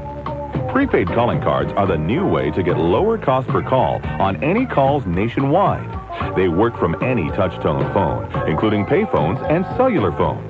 There's no more fumbling for change at the phone booth, and nowhere else can you get this $50 free calling card offer except at Car Toys, an authorized dealer of Cellular One. Come in today and let one of Car Toys' nice salespeople show you the perfect service package from Cellular One and the most complete line of phones available today, including cellular phones by Motorola, the world's leading manufacturer of cellular products. They'll also show you how to use the free $50 prepaid personalized calling card. you get the best deal from the best dealer. And when it comes to top brand cellular phones and service, you should be coming to Car Toys. A better way to go. It's here, Seattle. 3 big days, then it's over. It's a giant 72-hour truck and minivan disposal at South Center. Over 600 sound new and used trucks and minivans. Ford, Chevys, Mazdas, Suzukis, Mitsubishis, even Dodges and Toyotas, all disposal price. Like a new Ford Ranger, just $66.71. Or a Mazda 4x4, only $11,971. Plus, get super low 7.99% financing for a full 60 months, $799 on all new trucks, and you keep the rebates. That's right, 4x4s, MPVs, full-size trucks, even Explorers and Windstars. And before we make a deal, we'll show you the actual factory invoice. Yes, actual invoice. Come early and come prepared to buy. Don't miss disposal prices, $799 APR and actual invoice. Hurry, this 72-hour giant truck and minivan disposal is Friday, Saturday, and Sunday only at South Center, and Sunday night. 1 Ranger and 1 Mazda rebate, $301,000 plus college cash of $400 and $300. IDs at sale, subject to prior sale with approved credit. If you have 5 suits, 10 sweaters, 15 sweatshirts, 20 pairs of pants, 25 shirts, 30 ties, and 35 pairs of shoes, but you only have one tiny, barely big enough to call it anything closet, call the California Closet Company. The California Closet Company isn't just in California. They're also in Seattle, Linwood, Tacoma, and in their brand new showroom in Bellevue Square. When you call the California Closet Company, they'll come and take a look at your closet, garage, workshop, or office, wherever you need more space. Then they'll design a miracle. They can actually double your storage. Call the California Closet Company today. Call 762-1313 in Seattle, 776-6262 in Linwood, 752-6606 in Tacoma, or go see their new showroom in Bellevue Square. You can even check the yellow pages under closet accessories for the California Closet Company. The California Closet Company. They simplify your life. We know how we got here. Now, how will we meet the challenges of the next 2 years? Hot Talk 570 KVI presents the KVI Forum, January 20th in the University of Washington's Kane Hall. Join KVI's John Carlson, Mike Siegel, and Kirby Wilbur, along with panelists Nona Brazier, Jeff Kemp, and Rabbi Daniel Lappin. It's your chance to hear speeches not only about individual issues, but the principles behind the politics, including radio and the empowerment of people, families and restoring our culture, the legacy of Ronald Reagan, and John Carlson's speech on the world the media don't see. Tickets for the KVI Forum are just $8, and they're on sale now at all Ticketmaster locations, or by calling Ticketmaster at 628-0888. That's 628-0888. Seating is limited, so it's imperative you get your tickets today for the KVI Forum. Friday, January 20th at 7:30. Only from Hot Talk 570 KVI. Your baby, wandering unprotected along the highway. Never. Neither would you forget their baby shots. But nearly 1/3 of our babies aren't fully protected, even though they see a doctor regularly. Ask your doctor. Don't leave them out there unprotected. Conservatism washed across the fruited plain. So try the Rush Limbaugh program as we blast through the media's purple fits of rage. Right here. You hang around, see what sprouts. Weekdays from 9 till noon, hear America's most popular talk show with Rush Limbaugh. Count on Hot Talk 570 KVI. If you spot a traffic problem and have a U.S. West cell phone, dial pound 570 toll-free. Count on Hot Talk 570 KVI. Radio is your antidote to tunnel vision.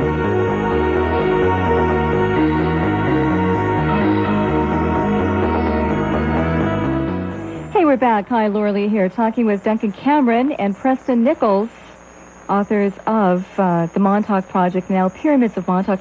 Actually, I have a question for Duncan next. And who's with us? Gentlemen?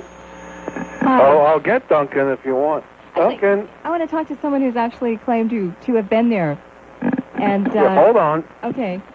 Okay, yes, Laura Lee, we're transferring because the radio's in another room and on fleet-footing from one place to the other, you see. Oh, I bet you get fleet-footed when you time travel, Duncan. I have some questions. Tell us about some of your adventures there. Like, what did you see? Did the reality look as solid and quote-unquote normal as this reality? I'm just help me picture this. Okay, one of my duties, for reasons not known, but it seemed to be a prescribed duty, was to be projected into Mars. and to survey and sense and feel what was down there. My recall was perceiving a room that was kind of horseshoed, was kind of cavernous. There were still, I'm trying to pull the exact number of what I call stations. There were somewhere between 153 and 157 stations that I was... Stations of what? Beg your pardon? Stations of what? What I call stations were just holding zones of information as kind of etched into kind of like the walls as I walked around, so to speak. Some were sort of spiritual in nature, somewhat religious, some of the statues of the sort. Some were kind of holographic in nature. Others were just essences of feeling and sound. It was a very soft, subtle processing. And it was my duty, for reasons not known, to be projected in there and sense and come back with the information. Now, who gave you your orders? Did you ever see them? You don't know why you were, but who briefed you? Who said, okay... Yeah, I can only guess. I can only guess. Now, a lot of alien abductees claim that they were in a very dreamlike state when they were physically aboard an alien craft. Right. Is it the same kind of, it's there, but it's not there, it's hard to get it back? Yes and no.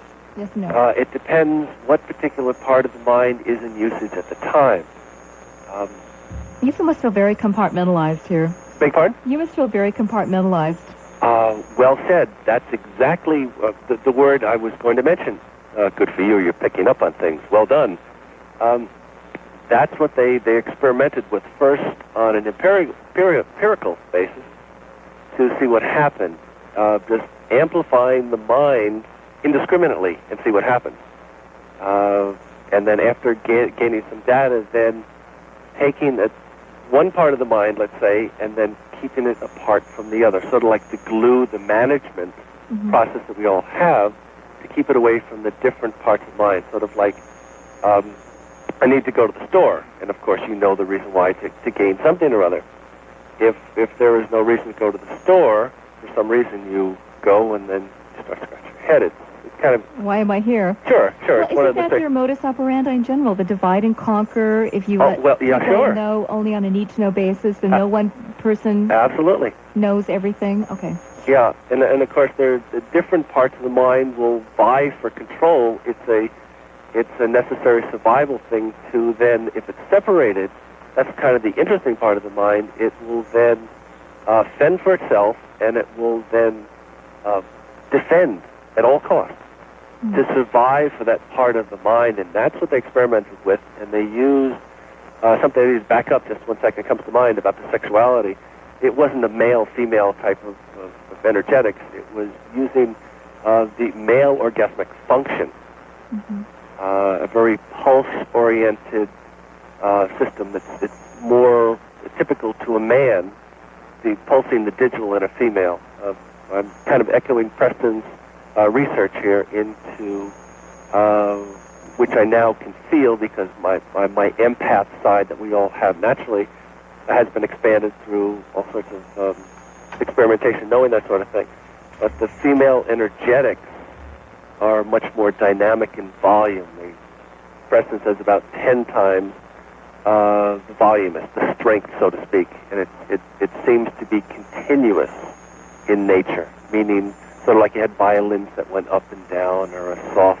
And I say, hey, move over, guys. It's time women started running the world. Well, sure. You see, but this would be a sense of if we were to take a pure female, and I have to, female-like is a better enunciation of it, because it's associated with female attributes, you see. Of course, everyone has male and female energetics, something that has been proven in some psychology books. Well, look at our hormones in our systems, too. You can look at it there. Sure. I don't know if you ran into any aliens, and when you watched the movie Total Recall, which I'm assuming you've seen, your story sounds a little bit to me like that. Yeah, doesn't it? Go to Mars and then start having all these different personalities that start rising to the surface. Yeah, I wondered. Watching your memory. That was kind of curious as to kind of where they got this stuff, but I'm sorry, the question again, would you? Oh, did you run into any aliens there? Aliens? I mean, on Mars, you might assume that Yeah. Well, you no. run into one or two. No, my actual moving through the space-time continuum was limited. I was the fellow who was part of the technological system to be broadcast to then pick up the forms and then be transferred to the kind of the out there stuff.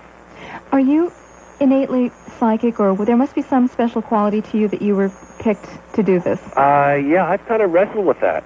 And I've still come up with an answer. It's a question mark, but only in the sense that I was attracted to it for reasons unknown and for reasons known. I'll explain a little bit. Going back to the Philadelphia experiment, where they had opened up a connection into the kind of the out there stuff, the space-time continuum, and connected with a project in Montauk Point 40 years down the road. That's kind of curious. Preston's done the mathematics and hooked into a computer as to the connection why this happened, and it becomes that the Earth comes to a biorhythmic cycle, a high point, every 20 years, peaking out at August 12th or thereabout, within hours or days of each other. And because of the broadcast and connection into the space-time continuum, these two projects met up. They were similar. They were had the sameness, had the empath to each other, and of course same will attract, and also same will detract. It depends how you look at it. But there was a sameness there, and they came together. Myself coming, of course I need to clarify this a bit, the spirit of myself came from 1943. It's a different body now, and that's kind of an unusual story here, which I can go into. It's kind of involved, but if it's necessary, I will. We can handle it because we know from near-death experiences, souls can be independent from bodies, no problem. Okay, sure. So the form, the body for which I had in 1943, hooked up with an experiment in 1983 Montauk Project, of which I was the fella who was part of the psychotronic system to bring myself and my brother Edward Cameron in from 1943. So on that sense of the word, looking back at my endeavors into Montauk Point, into the Montauk Project and other government connections I have into experimentations and such, and ESP and that sort of thing, it's not that it was predestined, but I had an ability or a sameness or an attraction to that kind of stuff. And I would be attracted to it, especially if we're talking space-time continuum and opening up holes and creating realities. Preston's got a remarkable sense that, which he may go into, and whether he has time to or not, as to the creation of this part of this galaxy. It's much more new than the sense of, speaking of the Milky Way, much more newer in years than some of the other parts. Curious. And there's something to do with this whole series of experiments that created it. Interesting. I want to hear about that. But first, while I've got you on the phone, I have two more questions for you. Surely. One is, wouldn't this tend to kind of fracture your personality somewhat? I mean, wouldn't you, going through this, have some sort of psychological difficulties? Oh, sure. It's anyone who is experimented with, whether on the physical or the mental or getting some of the metaphysical things, there's an intrusion. And especially when there's direct entrance into the mind, whether it's physical or mental or the etheric or any of the spiritual stuff, there is associated troubles and trauma and that sort of thing too. Okay, and also we've heard a lot from Richard Hoagland on this show and about ancient monuments on Mars. Now, you're saying that you were projected to Mars. What'd you see? Any ancient monuments? Yeah, basically, it could be thought of that. Again, it was, let me see. I think maybe they were somewhere between 4 and 5 feet, kind of little stations, maybe an alcove inside this kind of horseshoe arena. And again, it wasn't until after the debriefing that I had a sense of, when I say debriefing, after when I went through deprogramming, trying to gain memories, that I had access to this information. At the time when I was being processed, the conscious mind was set aside and just go and do work duties. Just acquire knowledge and bring it back. That's all Do you think that there are a lot of other people in your shoes that are being experimented upon or participating in such experiments? Did you run into any? Can you detect some? Do you know? Do you have pals that are also participants in this besides Preston? Matter of fact, curiously enough, Preston has that ability. He can sense and feel esoterically. These fellows, mostly fellas, they use mostly fellas in this for reasons known and kind of unknown. But myself, it's a blank. Okay. And my last question, Surely. I asked this to Preston. I need to get an answer from you. It seems to me that another way to understand your experiences from me sitting on the outside listening to this would be, okay, somebody could have done mind control experiments, and they could have had you believe that you were projecting and doing all these things. Absolutely. How do you must have asked yourself that question. What's your answer? Sure. After going through the rigors of back and forth and in and out and the associated troubles, you just come to the understanding it's a simple knowing. Okay. It can be as simple as that because I'm familiar with because experimentation, there are parts of the mind that are very fanciful. Anything else that you want to tell us? Other than it's swell being on show. It's a good deal. Thank you. Okay. We're going to take a brief break, and when we come back, if Preston would tell us about his theory about this creation, this newer part of the galaxy, and how it's all pretty, to do. Pretty neat. I'd like to hear that. Okay, very good. We'll do that in just a moment. Thank you, Cameron. Duncan Cameron. We'll be right back. I'm Laura Lee. Here's the theory. Harmless bacteria in the mouth mutate into disease-causing toxins when trapped in the microtubules in an infected tooth or root canal. From there, they travel through the bloodstream and weaken organs, adding to a wide variety of degenerative diseases. Here's the evidence. Infected teeth placed under a rabbit's skin caused within weeks the same disease as had the patient from whom the tooth was extracted.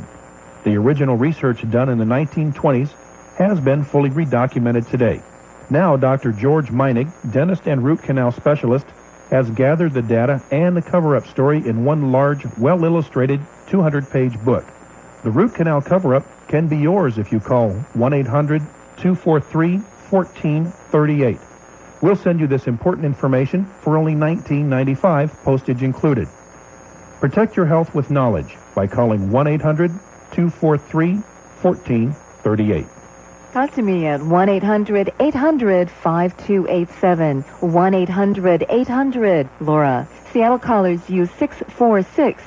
Tuning in, we have Duncan Cameron, who just joined us, and Preston Nichols, who is with us now, and talking about their time travel and mind control experiences. Now, what we're going to do is hear from Preston about this a part of the galaxy, his theory as to why it's newer and how it got created. Interesting. And then, after that, up to 12:30 tonight, or wherever you are, I'd say 45 minutes from now, and we will take phone calls. They have a cutoff point because they need to go and give a presentation all day. By the way, if you need more information about that presentation, 206-491-3714. Call that number. You'll get all the details.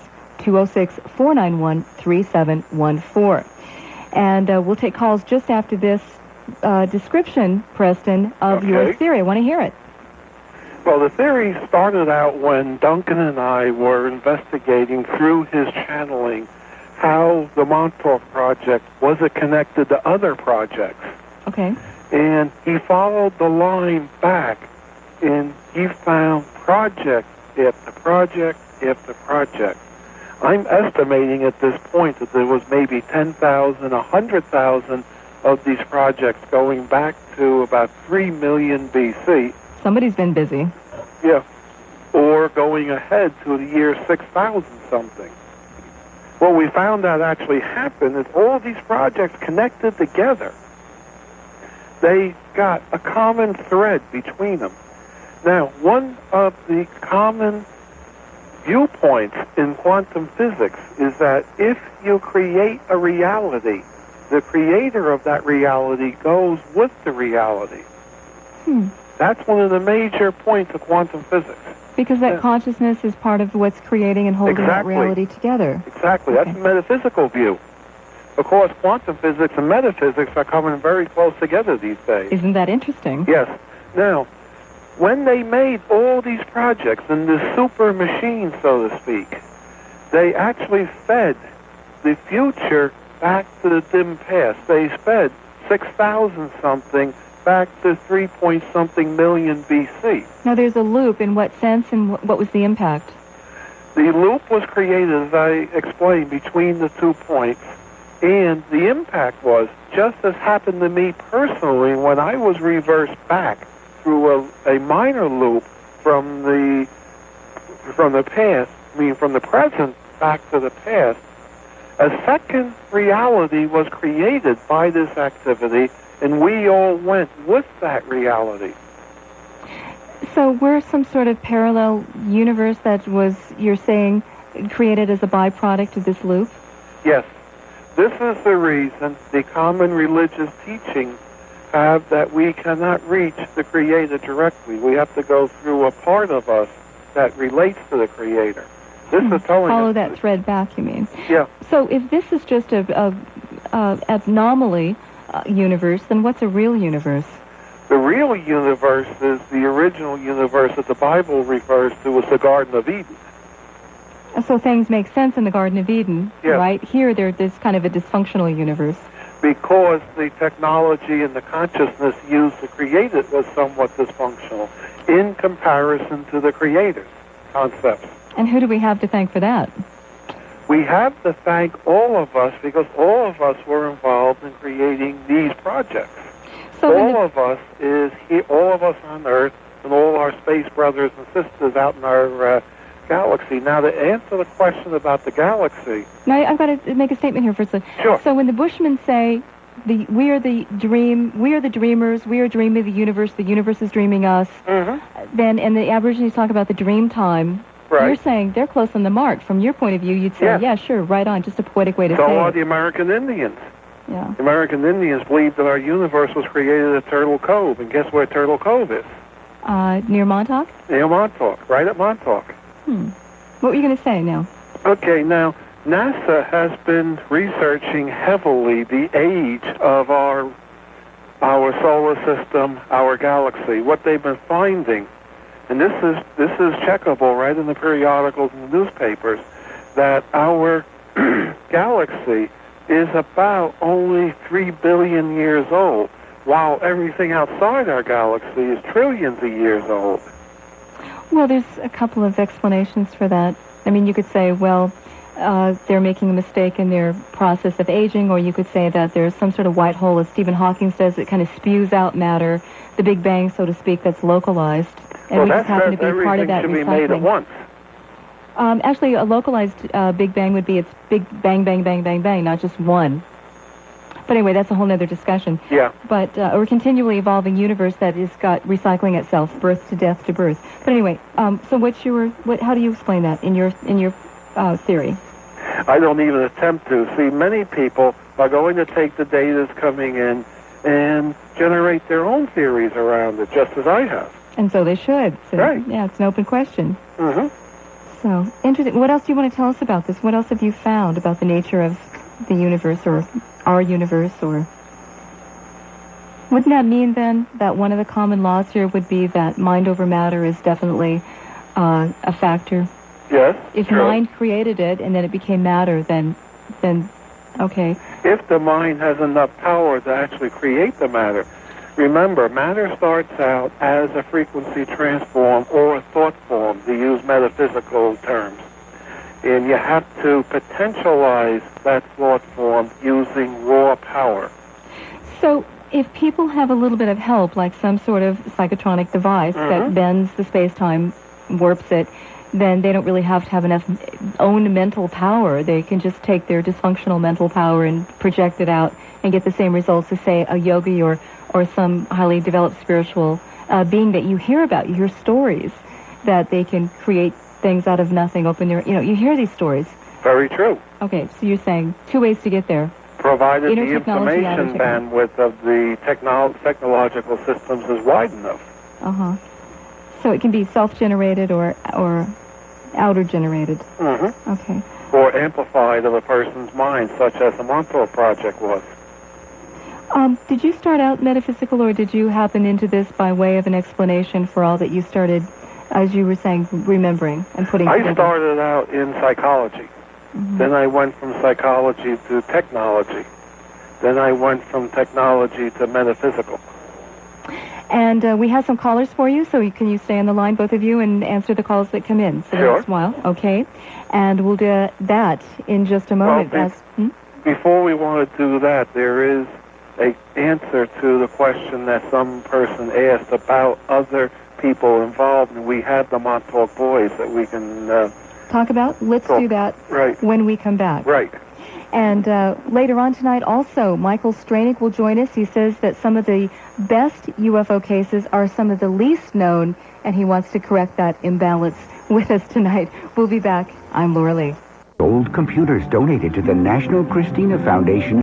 Bruce McPherson hosts the McPherson on Real Estate Show, and I'm excited. Not only will I be answering your real estate questions, but I'm going to take on the tough issues as well. Property rights, growth management, affordable housing, and anything else that affects our freedom as property owners. So listen up and tune in every Sunday 1 to 3 for the McPherson on Real Estate Show right here on Hot Talk 570 KVI. This is Hot Talk 570 KVI, Seattle.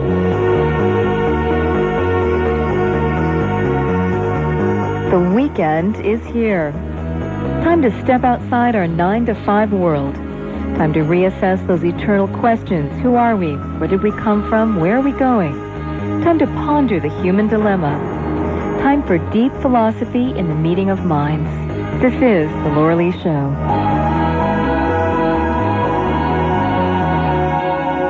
Hi, Laura Lee here. I'm talking with Duncan Cameron, Preston Nichols. We have some calls to take. First, you wanted to give us a very quick answer to the question. So who else did you meet there that were also participating in this experiment?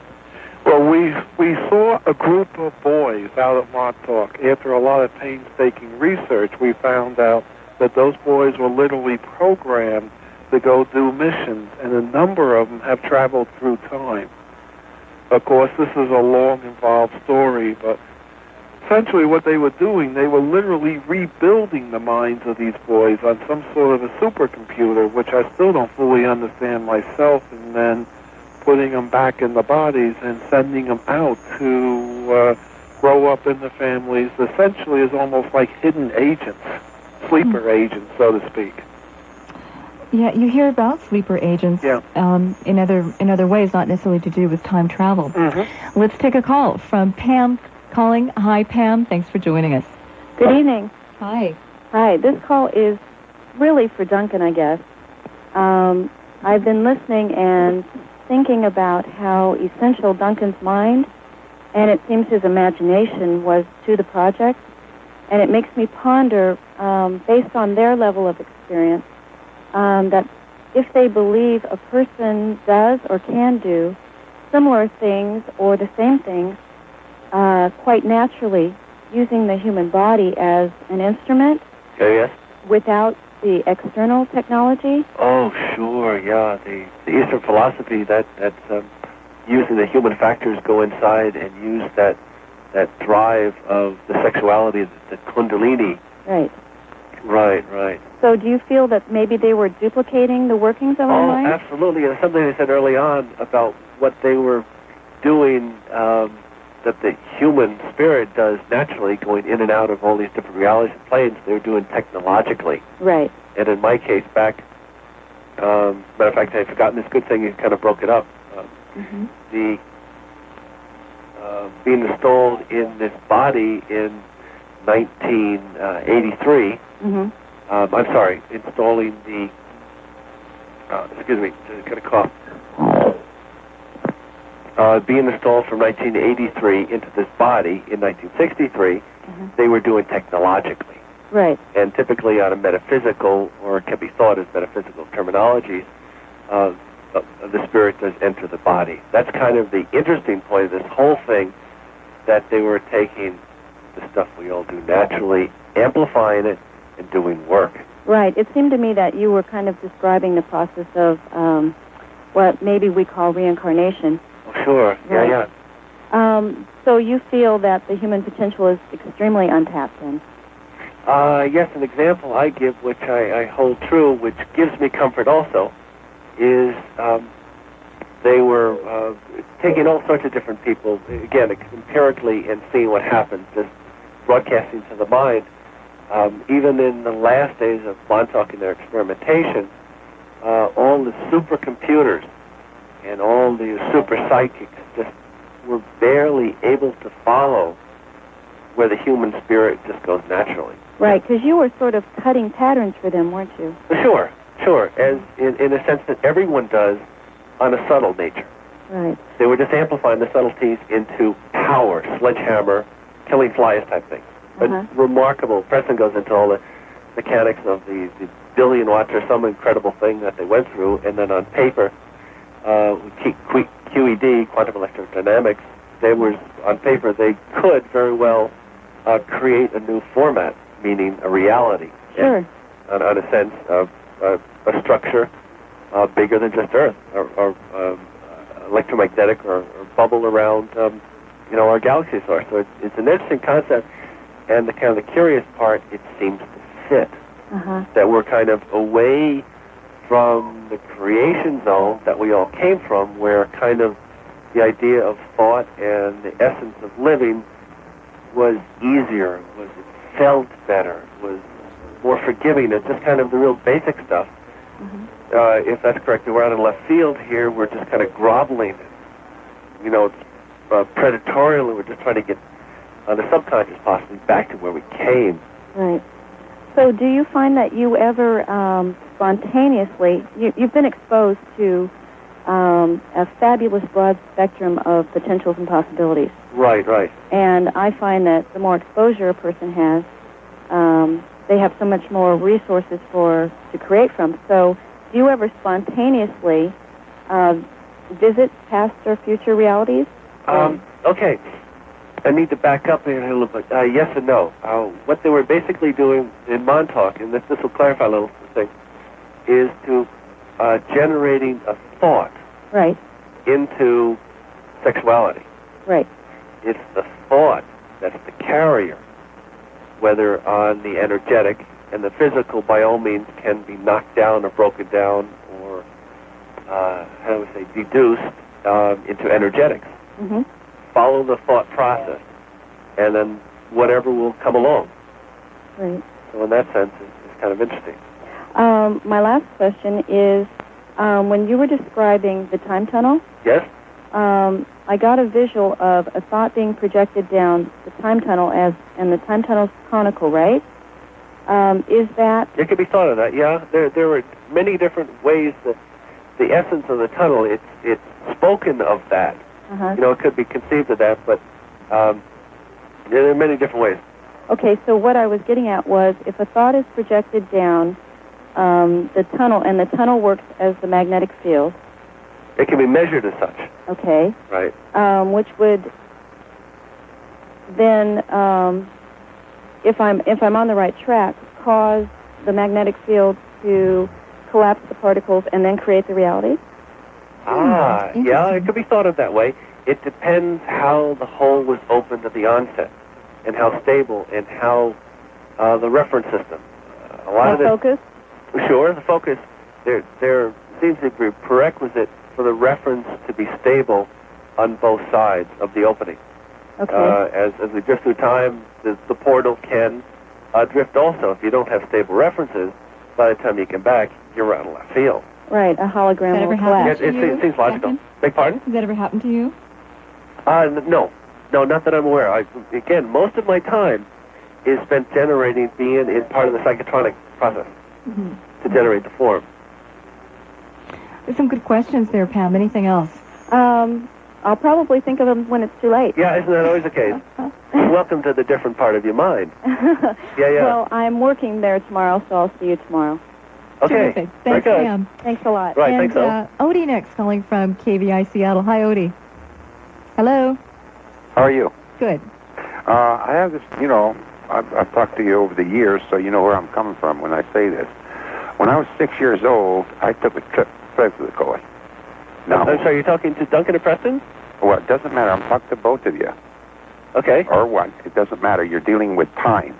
That is one of the problems I've come up with, and I can't get an answer anywhere.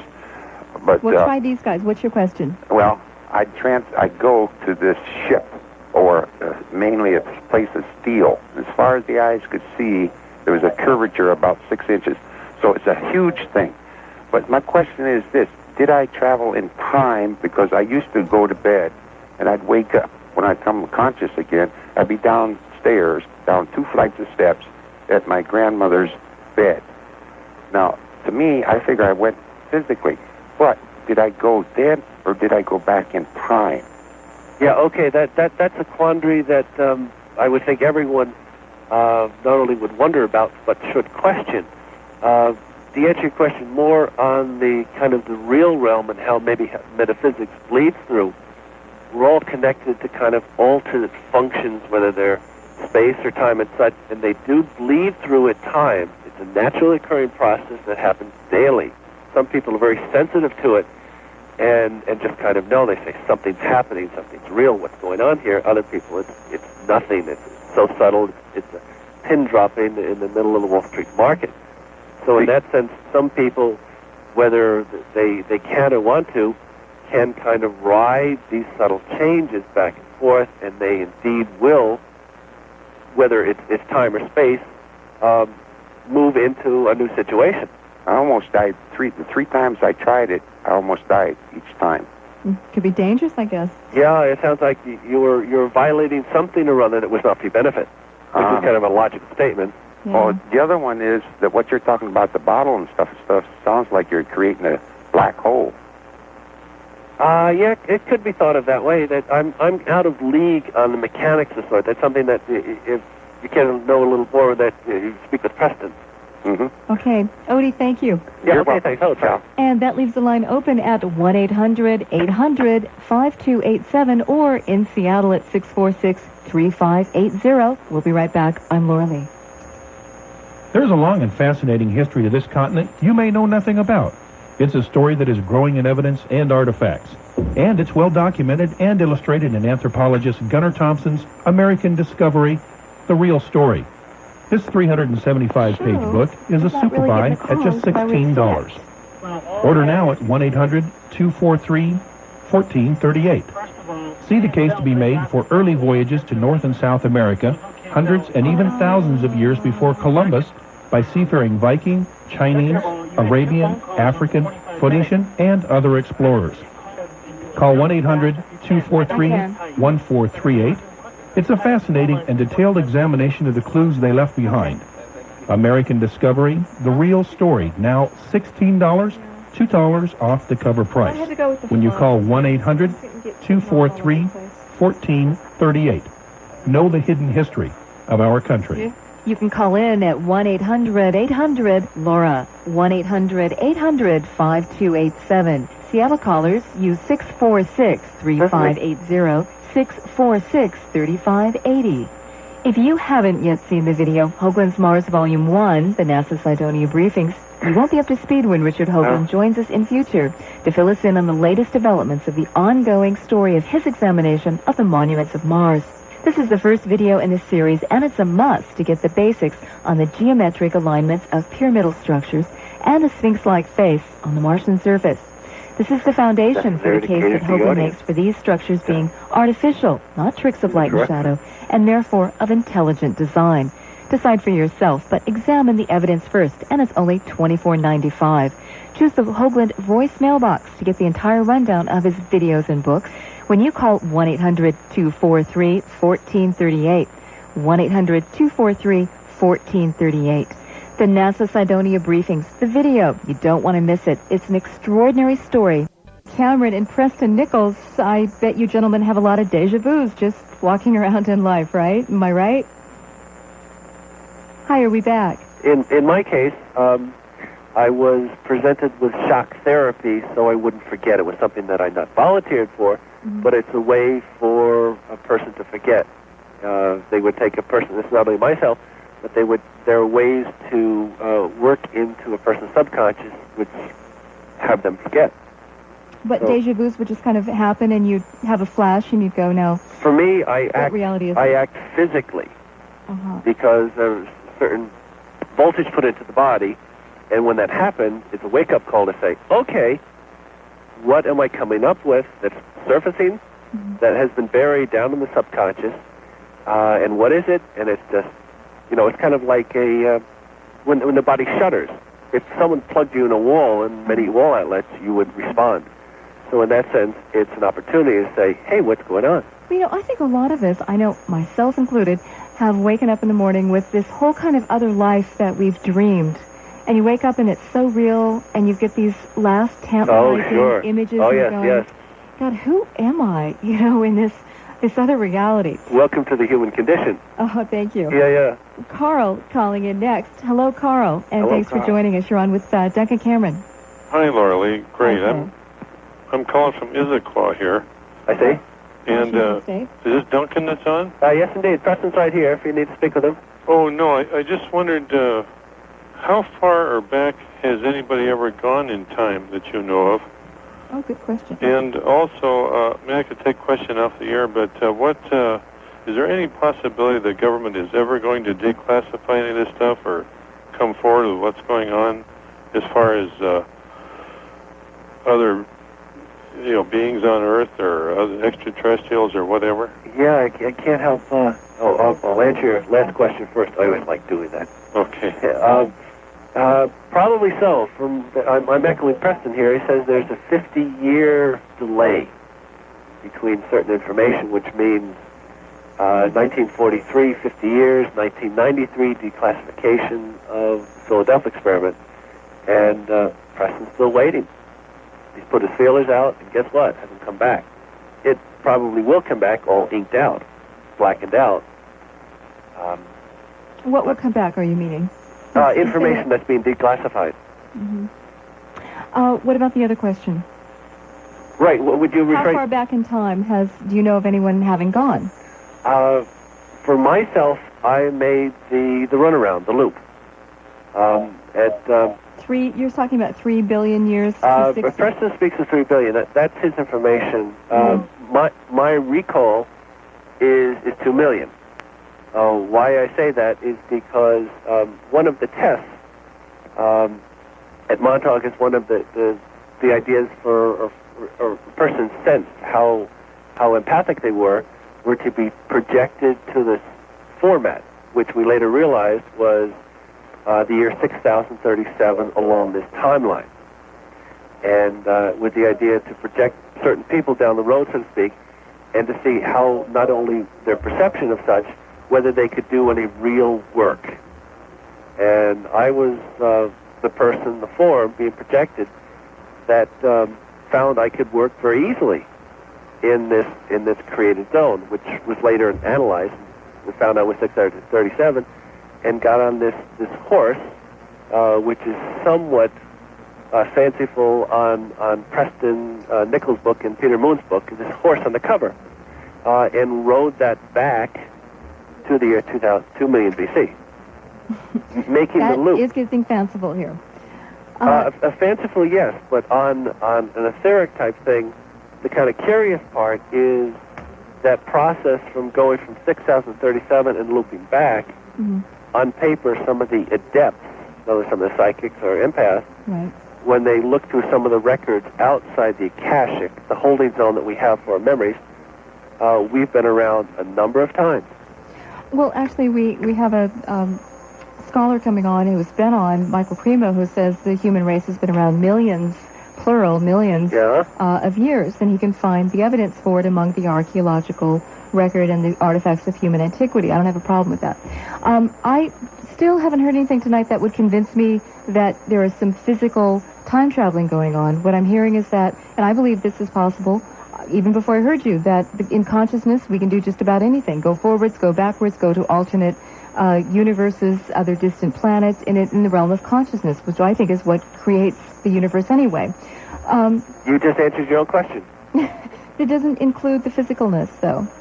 I was told that you claim to physically time travel. Okay. Yes or no? Regardless of what you were told, what do you really feel? What you're asking me? What I really feel? Yeah. Now your story's separate from my whole picture of time travel. Okay, in there you go. I didn't have a judgment. It's perception. It's perception. Okay, I don't have a problem with that. Perception. Right. Okay. Right. So to answer your question, it would be hard for me to then give you facts and figures. If it was, it's other than just kind of knowing. There are certain laws of such, and I put that in quotes. There's certain highways that travel on the metaphysical basis, or could be spoken of or reduced to the word metaphysical. It's a word we're understanding and perceive of. That the highways can travel all sorts of methodologies, whether in thought or physical. It can be reduced to energetics, and I put reduced in quotes by all means. It can be thought of. So in that sense, for me to give you something other than that, that's hard. It's education, it's a little bit of knowing, and in my case, it's experience, which gives me a different viewpoint. And we all draw on experience for information such. Well, I guess I come from the viewpoint, how do I know that I'm truly physical anyway? How do I know I'm not just a soul wearing a virtual reality machine, i.e. a human body, and all this just appears because this is the way my senses process the electromagnetic information that's entering in this certain, the holographic universe. Okay, but welcome I also to think welcome. Yeah, I'm sorry. Welcome to the part of the mind that is logical and formatal and requires validation. I'm very friendly with that part of my mind. I also think that consciousness, though, there's that part of the mind anchored in timelessness. And so if we have that part of this, and we've all experienced moments where they felt eternal, where time ceased to exist, I think that, for me, was an avenue where, sure, consciousness can travel because it's outside of time. It's larger than time. Time is a subset of consciousness, not the other way around. Okay, you're answering your question again, that thought and perception is the vehicle. And that's what they proved. I put that in quote-unquote a montage. Just taking that thought, amplifying it to the avenue that gets us off the Earth plane. Okay, but here's where it comes to a division here. Okay, I believe that you've had your experiences, and so has Preston. Right. But they're based on your own gestalt, your own psyche, your own inner experiences, workings, whatever. And that if someone else were to go through some similar experiments, they would have, their world would look maybe very different depending on their own, what they bring to it. Their consciousness would color what they create in terms of their time travels. So that the realities that you guys come upon are no more collectively real than anyone else's, but this physical world that we all share in our waking reality, that we can collectively, commonly say, yes, this is the world, this is the universe, this is who we are, this is something that is shared, whereas your mind travels, time travels, may not be shared by others. See, that's where I'm getting into realness and physicalness. Okay, yeah, I can appreciate that. But you also draw part of your information from records around the Earth. Everyone does logically as part of recall, long-term recall. You go to that information zone to gain information. That information is limited as to some of the actual phenomenon that still goes on. It's earthbound stuff, and it's, of course, and it's limited to that. And the processing station will only accept the earthbound stuff, and your connection to it is very necessary, but also is a bit of a limiter in the sense of... My question was, we can agree that this is a reality because we all commonly share it and we can talk about it in common. Okay, it could be perceived as such. Okay, but we're wrapping up and we have about 30 seconds, and I want to thank you. Do you have any last thoughts to leave our listeners with? It was fun to share some time with you. Yeah, it was interesting. It was, I kind of like it. It's a good deal. Okay, say goodbye, Preston. Goodbye, Preston. Goodbye. Goodbye. Pondering the nature of reality. And we'll come back and talk with Michael Streynik and ponder some more. I'm Laura Lee, and you've been listening to The Laura Lee Show. You've just heard Preston Nichols and Duncan Cameron. We'll be back. This is Hot Talk 570 KVI, Seattle.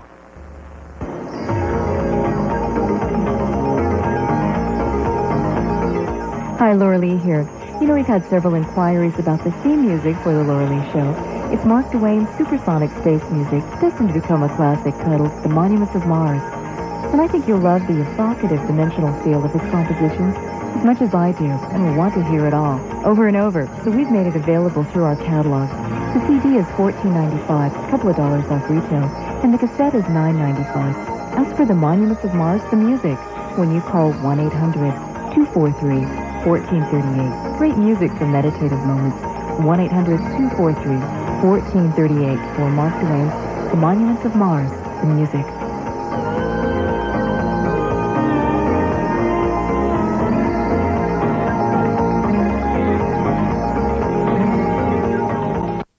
And the latest developments of the ongoing story of his examination of the monuments of Mars. This is the first video in this series, and it's a must to get the basics on the geometric alignments of pyramidal structures and a sphinx-like face on the Martian surface. This is the foundation for the case that Hoagland makes for these structures being artificial, not tricks of light and shadow, and therefore of intelligent design. Decide for yourself, but examine the evidence first, and it's only $24.95.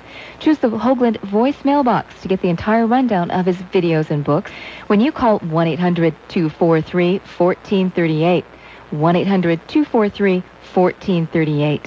The NASA Cydonia briefings, the video, you don't want to miss it. It's an extraordinary story. The implications may be out of this world. 1-800-243-1438. Nature is our most creative chemist. When you age grapes, you get wine. When you age people, you get wisdom sometimes. And when you age garlic, you get kyolic all the time. Kyolic is the world's only truly odorless garlic, and it's aged to perfection. Kyolic's unique aging process changes the harsh compounds found in raw garlic into kyolic, and kyolic enhances the benefits of raw garlic. No wonder there are over 150 garlic researchers studying the valuable qualities found in kyolic, and their research proves that no other garlic supplement even remotely compares to aged kyolic. Make sure the label says kyolic, K-Y-O-L-I-C. Your body knows the difference. Kyolic is available at better stores everywhere. And for a free sample of kyolic, call 1-800-825-7888. Who knows, one day doctors may say, take 2 kyolic and call me in the morning. 1-800-825-7888. Here's the theory. Harmless bacteria in the mouth mutate into disease-causing toxins when trapped in the microtubules in an infected tooth or root canal. From there, they travel through the bloodstream and weaken organs, adding to a wide variety of degenerative diseases. Here's the evidence. Infected teeth placed under a rabbit's skin caused within weeks the same disease as had the patient from whom the tooth was extracted. The original research done in the 1920s has been fully redocumented today. Now, Dr. George Meinig, dentist and root canal specialist, has gathered the data and the cover-up story in one large, well-illustrated 200-page book. The root canal cover-up can be yours if you call 1-800-243-1438. We'll send you this important information for only $19.95, postage included. Protect your health with knowledge by calling 1-800-243-1438. It's preposterous, unthinkable, ridiculous. Cities on the moon, ancient cities eroded over millions of years. And yet, the evidence is there on 30-year-old NASA photos, says Richard Hoagland. And now you can see for yourself the case that he makes for their existence and cover-up. It's all on a 2-video set for only $39.95 when you call 1-800-243-1438. Amaze your friends. They'll want to see, too, these stunning images of ancient ruins on the lunar surface and the 2 years of scientific research that brought them to light. To order, call 1-800-243-1438. Only $39.95. 1-800-243-1438. Ancient monuments on the moon. Decide for yourself when you see the video. 1-800-243-1438. It's all on a 2-video set for only $39.95 when you call 1-800-243-1438. Keep listening. Weekdays from 9 till noon, hear America's most popular talk show with Rush Limbaugh. Count on Hot Talk 570 KVI. The Laura Lee Show. Radio is your antidote to tunnel vision.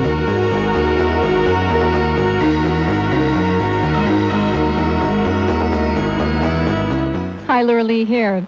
Boy, if you think that the dreamlike reality of subjective experiences of time travel is squiggly, which I would expect, we'll now address the equally squiggly nature of reality in this time frame with Michael Streynik, UFO investigator of long-standing and MUFONs, that's Mutual UFO Networks, director for the Nation of Canada. Welcome, Michael. Hi, Michael. Hello. and welcome. Right. Oh, boy. Caught in a time warp there. Yeah, there you go. A little gap in the time frame. We've been talking about time, I guess, all night, from Bernie Siegel talking about contemplating the nature of this time in life and what we've got left of it and how to make the most of it, to the full gamut of time travel.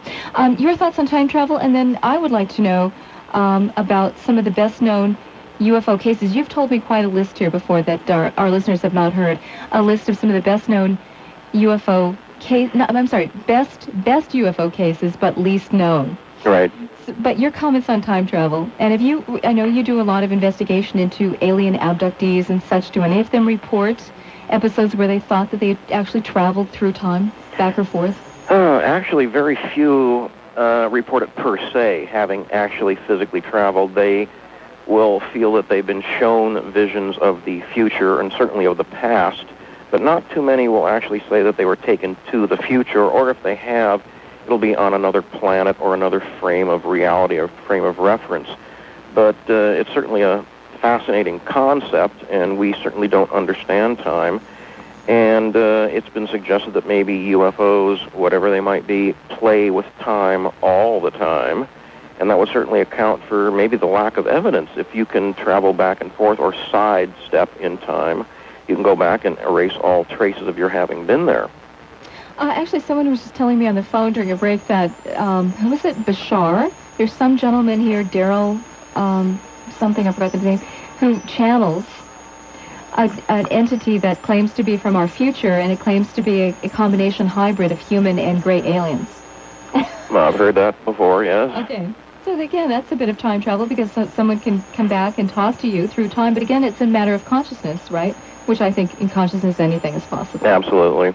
And your and what is real? What I can't, what I'm still having a dilemma here about, or not quite convinced of, is we can have this reality that we experience as physical in this time frame, and have conscious remembrances or experiences that maybe aren't real. Maybe they're just happening on the landscape of your mind. How do you know the difference?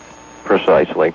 Okay. But we do know that a lot of channelers of a UFO bent, and some abductees and certainly contactees who get involved in this, especially when they start lecturing, you find they will start channeling. And we don't know where channeled information is coming from. It may be from the subconscious or somewhere else. But you'll find tales of time travel more common there, I think, than in your garden variety terrified abductee. But it's not unheard of. It's interesting that someone was telling me some of the ancient mystery schools and some of the ancient religions also had a place for channeling, receiving other intelligent missives, I guess, on a conscious level from other dimensions, other times, other realities, and such. Thought that was interesting. I don't know what to make of channeling, and I certainly wouldn't believe something just because someone said it was channeled, but that's another matter. Back to some of the best known, you've got a wonderful list.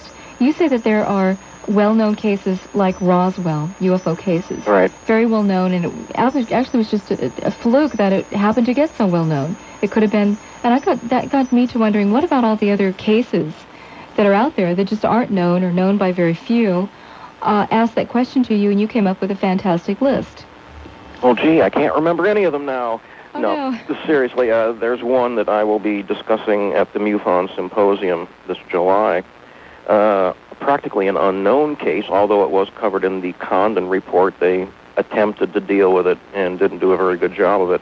But we now have an investigator in Nova Scotia on our eastern coast in the Atlantic provinces who has been working on this for many years, and it's the Shag Harbor, Nova Scotia case. It was case 33 or 34 in the Condon report. And he has done some amazing research, and it's very similar to the Roswell case, with one major exception, and that is the Shag Harbor case has a paper trail a mile long and 10 miles wide. There are just documents all over the place. And why isn't it very well known? It was just one of those things. It was Canadian, and Canadian cases don't generally get that well known. Unless Are we detecting a chip on your shoulder, Michael? Could well be, yes. Being a Canadian. No, and the other is nobody was there on site to really delve into it. And, of course, we do know that there was a considerable cover-up after the fact. So where did all this documentation come from if there was no investigator there? Well, the RCMP... Royal Canadian Mounted Police. Absolutely. Very unsung in many ways. It's more than Nelson Eddy, singing that sort of stuff. They are a very underrated investigative organization. They are really very good, and when they, the old joke about they always get their man, quite often they do. I don't know how they do it, but they are very, very good at what they do, and they do investigate things quite thoroughly. And this is one thing they did investigate, and we are trying to track down some of the RCMP that were witnesses or took part in investigating this on the site. But they filed everything in triplicate, and there's a lot of documents there. The Coast Guard was there. We also know the FBI was there, the CIA was there, and we have just recently learned the KGB was there as well. After the fact, in Shag Harbor, Nova Scotia. Right. What happened to draw these various agencies there, and when was this? Well, it was in 1967 in the fall, and there had been a lot of UFO reports at the time, and these were documented in the RCMP files as well.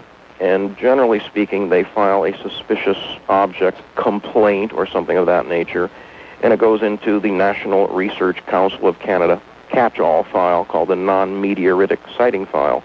They're just looking for meteorite reports. They get these other UFO-type reports, and they just languish there gathering dust.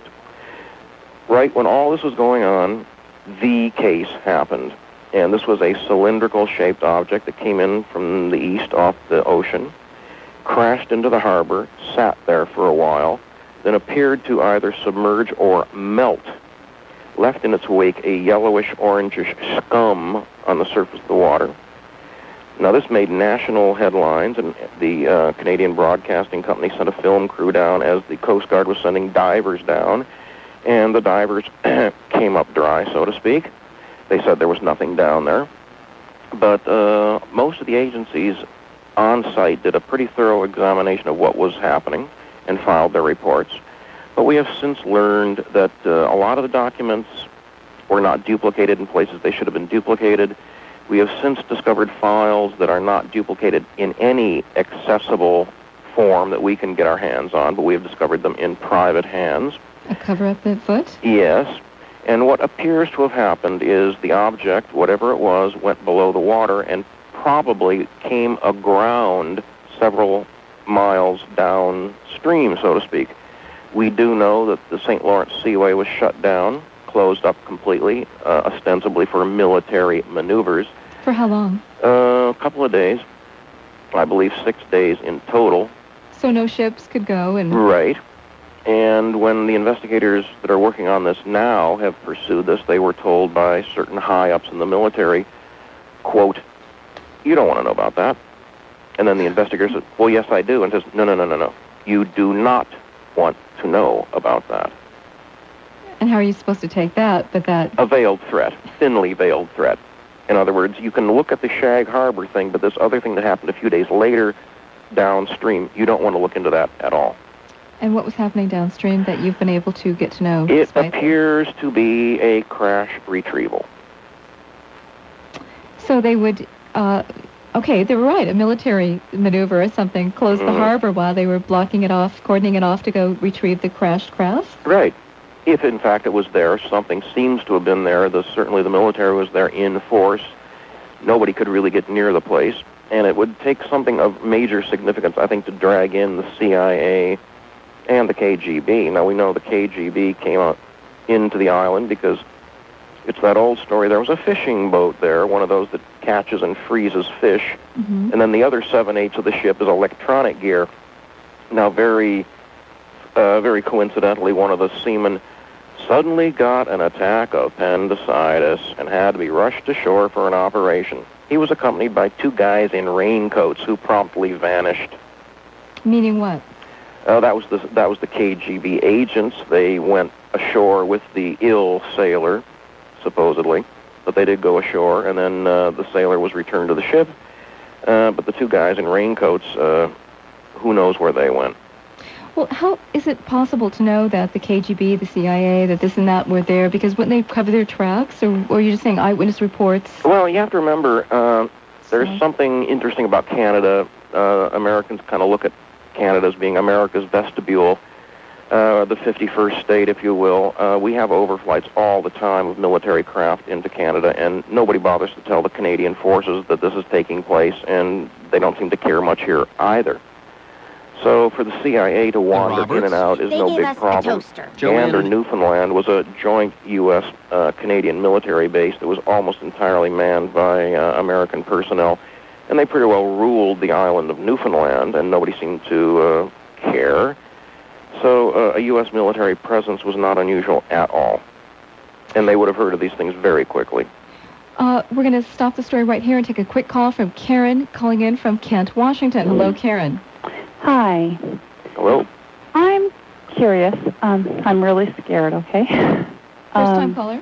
Pardon? Are you a first-time caller? Yes. Oh, well, thanks for doing so. Lorelei, I love your show. Thank you. I try to stay up. Sometimes it just doesn't happen.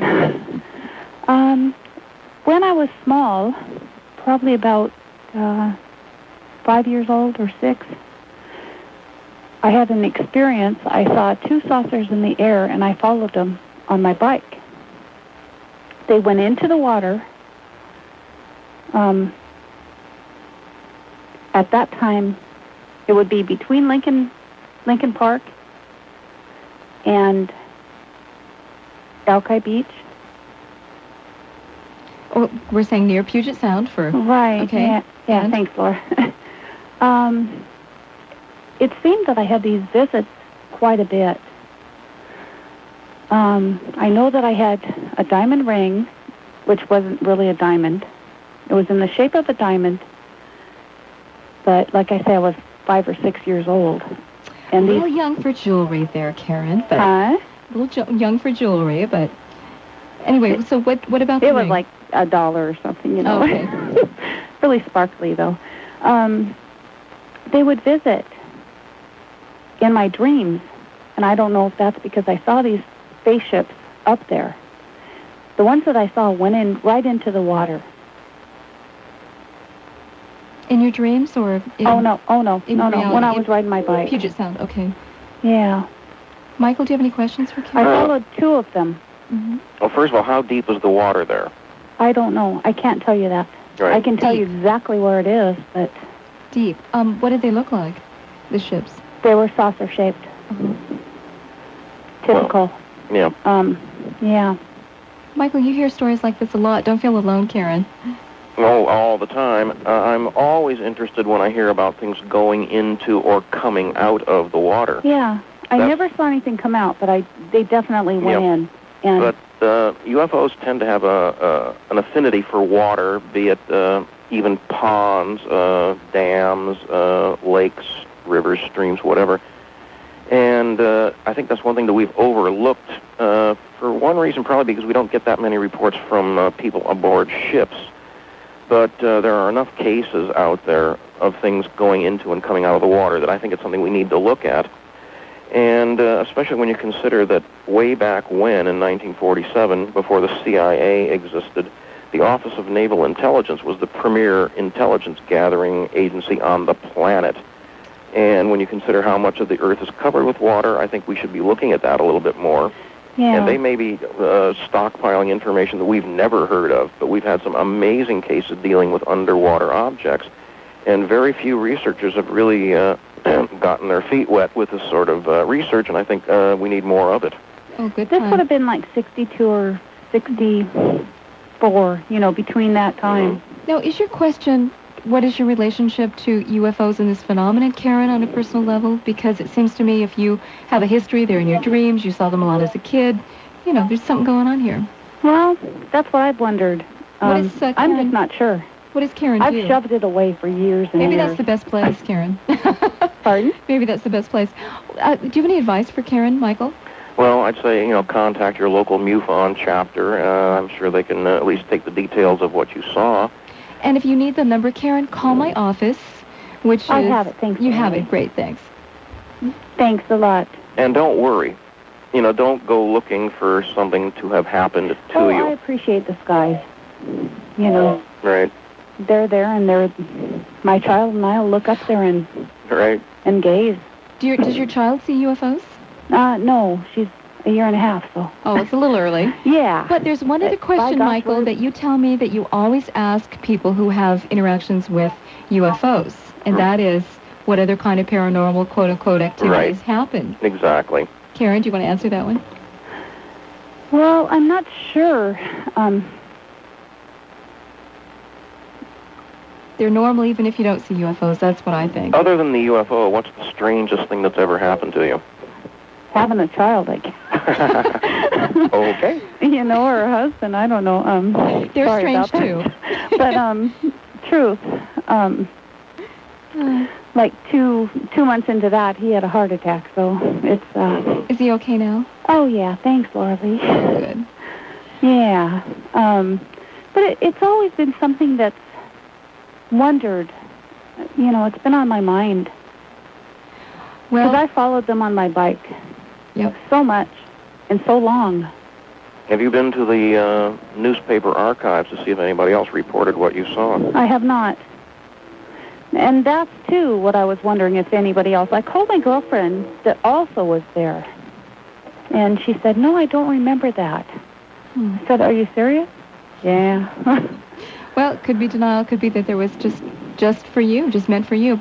But keep listening, Karen, because Michael will tell us more about UFOs and you. water And that I appreciate connection. it. Thanks for your call. And, Michael, if you would continue your story here on the Laura Lee Show about the Shag Harbor case, I wanted to ask you, you said that these divers came up dry. Yep. How many days after the sighting? Because are you implying that the Navy or whoever was there got through there first and took it away, so the time the other divers came in, there was nothing left, or what? No, when the thing that was there for quite a while, and many, many people saw this thing. And the divers went down practically immediately. I guess I didn't understand that. Yeah. Well, they went down and they came back and they said that they saw nothing on the bottom of the harbor there. No indentations, no wreckage, nothing. They just said, there's nothing down there. No dead fish, nothing? Nope. The scum was still floating there and it remained there for quite some time. Did anybody pick up any samples of it? I'm sure they did, but we haven't been able to find any of the really interesting things like, was this taken for analysis? That's almost a certainty. Where was it sent? Where are the documents on this? The researchers now have been getting a real runaround. He traveled, the one in particular went to Ottawa to look in the National Archives for some of the reports, and he had made possibly the error of telling them in advance that he would be in there, and they said, don't worry, we'll have all the stuff you're looking for ready when you get here. And, of course, it was a long trip for him. He got there, and the most important documents he wanted to look at were sent out that morning for a security review. So he was unable to see them while he was there, and, of course, you can't take these out of the archives, and they don't allow photocopying. So you have your own Freedom of Information Act in effect there in the same kind. Right. Here, we'll give you the documents. We'll just black it all out, in effect. Right. We'll let you see them. We just won't let you see them. But Nova Scotia has been having a lot of UFO activity for the last 7 years. It is still going on, and a rather amazing little tidbit, which you can take with as many grains of salt as you want, but our director was pretty excited when he told me about this just a few days ago, I would say 5 days ago. They were getting reports off the coast yet again, and this time he got a call from someone, and he found out that the military had tracked, I think tracked is probably the best word, another underwater object. This thing was stationary. They were not using side scan sonar, but they were using very state-of-the-art high-tech sonar. This was triangulated. It was stationary. When they went back to check it again, it was simply no longer there. And this is the weird part, which I'm a little bit in doubt about, but he says that he was told that this thing was 7,000 feet in diameter. Okay, how many football fields is that? A lot. That's over a mile across. That's big. Oh, boy. And by triangulated, you mean that sonar from 3 different directions? At least 3 different places, cross-correlated yes. it. You don't mean it was a triangular craft? No, it was under there, and 3 different sonar stations picked it up, maybe more. So when there did was this happen? definitely something there. And this happened when? About 5 days ago. 5 days? Oh, this is a very fresh report. Right. Oh, boy. And other UFO cases that have to do with water. And, I mean, we don't spend a lot of time on the water. There's only a few percentage of the population that really lives on water, and then it's just along the edges of water, right? Right. So you don't hear a lot about it. Well, a good, we're not there. A puzzling example, and there are many cases like this, people will report seeing a UFO come out of the sky and go into the water. But when you look at the water it went into, it's nothing more than a pond, 2 or 3 feet deep. Yet you have a craft, an object that seems to be 10 or 20 feet thick. It can't go in there, yet it did. Where did it really go? Into another dimension. Quite possibly. Let's see, back in the 1960s, one of the very first nuclear submarines chased an underwater object all through the Atlantic. And this was down near the Mariana Trench, very, very deep, and the submarine was, about at its limit. And this thing was just swimming rings around the submarine. Many submarines later tracked it as well, and then it too just vanished. Was there a movie made about a UFO that landed at the bottom of the ocean and the abyss or something? Yeah. I know that Close Encounters of the Third Kind, of course, was based on some actual reports. A lot of the details of the movie came from actual UFO reports. Do you know anything about that movie that deals with underwater UFO I don't recall sightings? anything. The only thing in fiction that I can recall was a show which I've heard is now on the Science Fiction Channel, which we unfortunately don't get up here at all. But it was a show out of England called simply UFO. And Jerry and Sylvia Anderson put the show together, and they took the money from that and later did Space 1999. In fact, half the models you see in Space 1999 came from this show. And they really focused on underwater UFOs, USOs, if you will. So it's out there in the literature, and we keep hearing UFOs near the water, and I find this very interesting, that we simply do not pursue these as much as we possibly could. And next hour, what do you have coming up for us in terms of, if you want to keep on the same theme of best cases, least known? Oh, anything you want. Oh, there's some good ones, I know. I know you were telling me about a case that happened in France, and it seems like we get a little bit with tunnel vision here in America, just thinking that all of the good cases just are here. We don't really hear that much about other cases. Maybe it's a lack of communication among UFO investigators, is it? Or? Well, I think one of the problems is it's a big world, and there's a lot of English spoken, but the cases come in from places like South America in particular, and we don't get these things translated. The only journal that really focuses on foreign cases is Flying Saucer Review, and fortunately the editor is a linguist and he can speak 30-some languages, so we do get that, but most of the journals are in English. So here you have a chance to hear about some of these international UFO cases that you might not have heard about before simply because...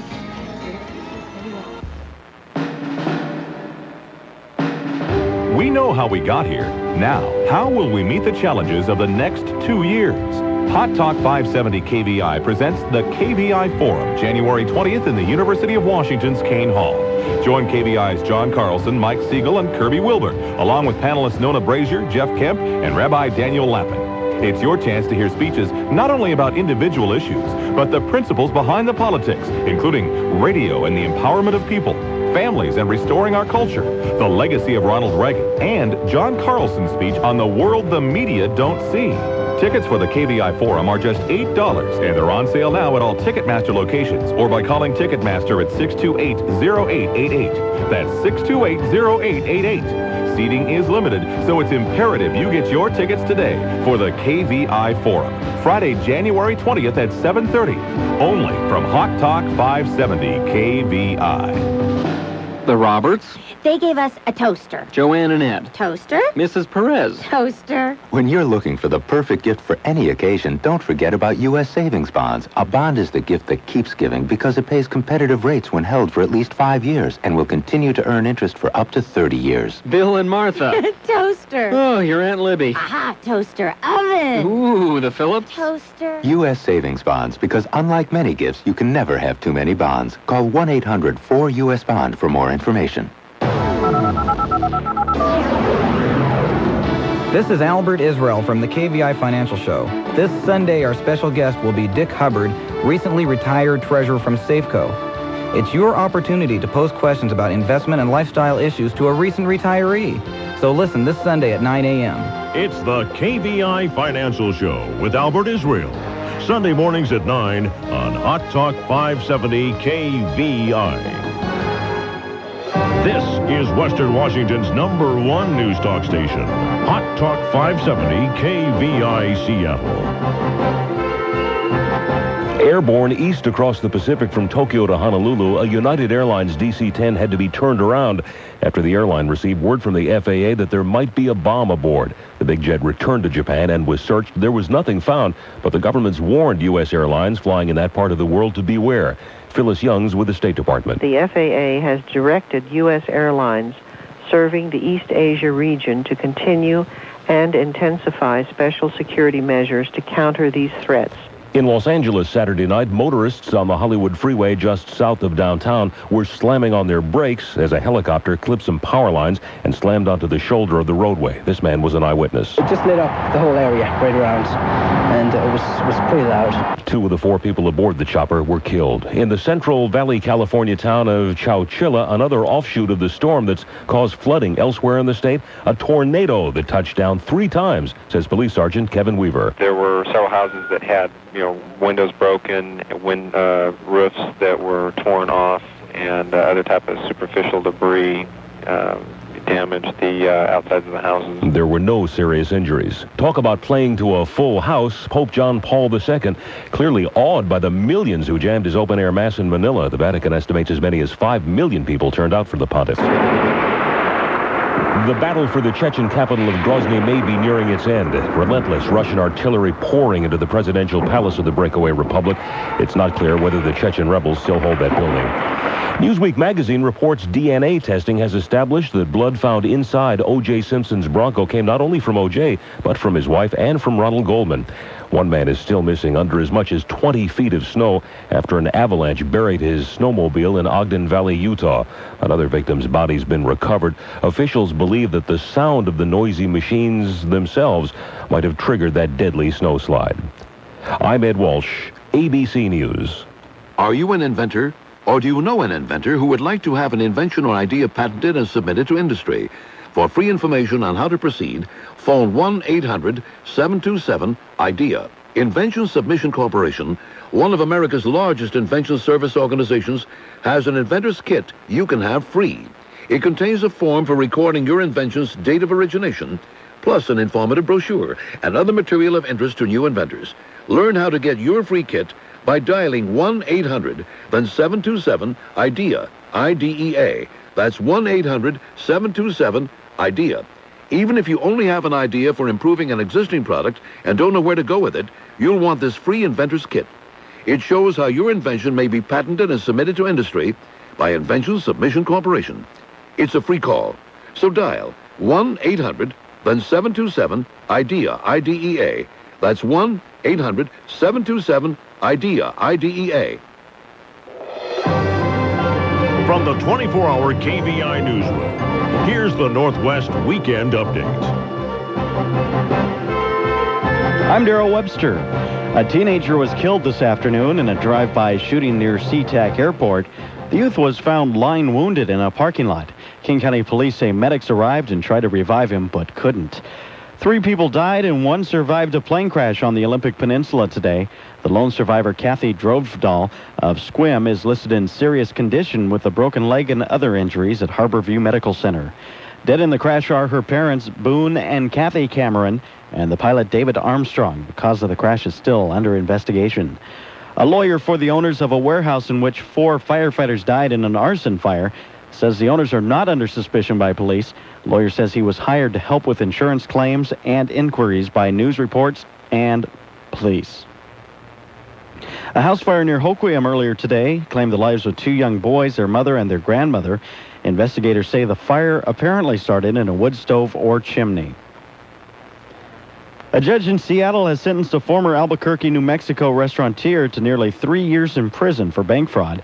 She said she wished Robert Patrick Rowan could have been given a longer term because she considers him a danger to the community. The Seahawks hiring of Dennis Erickson is already good news for the club. Hawks officials say 500 new season tickets are already been sold since Erickson was hired earlier in the week. Hawks are are hopeful that Erickson's arrival will help them hold on to the season ticket holders they've got now. One winning ticket was sold for a $1 million lotto prize last night. The lotto reverts to $1 million for the Wednesday's drawing. There was no quinto winner. Lotto numbers were 2, 8, 19, 23, 27, and 34. KVI sound weather. Showers overnight and a slight chance of thunder showers and a low of 43. Scattered showers tomorrow and a brief period of clearing and a high 49.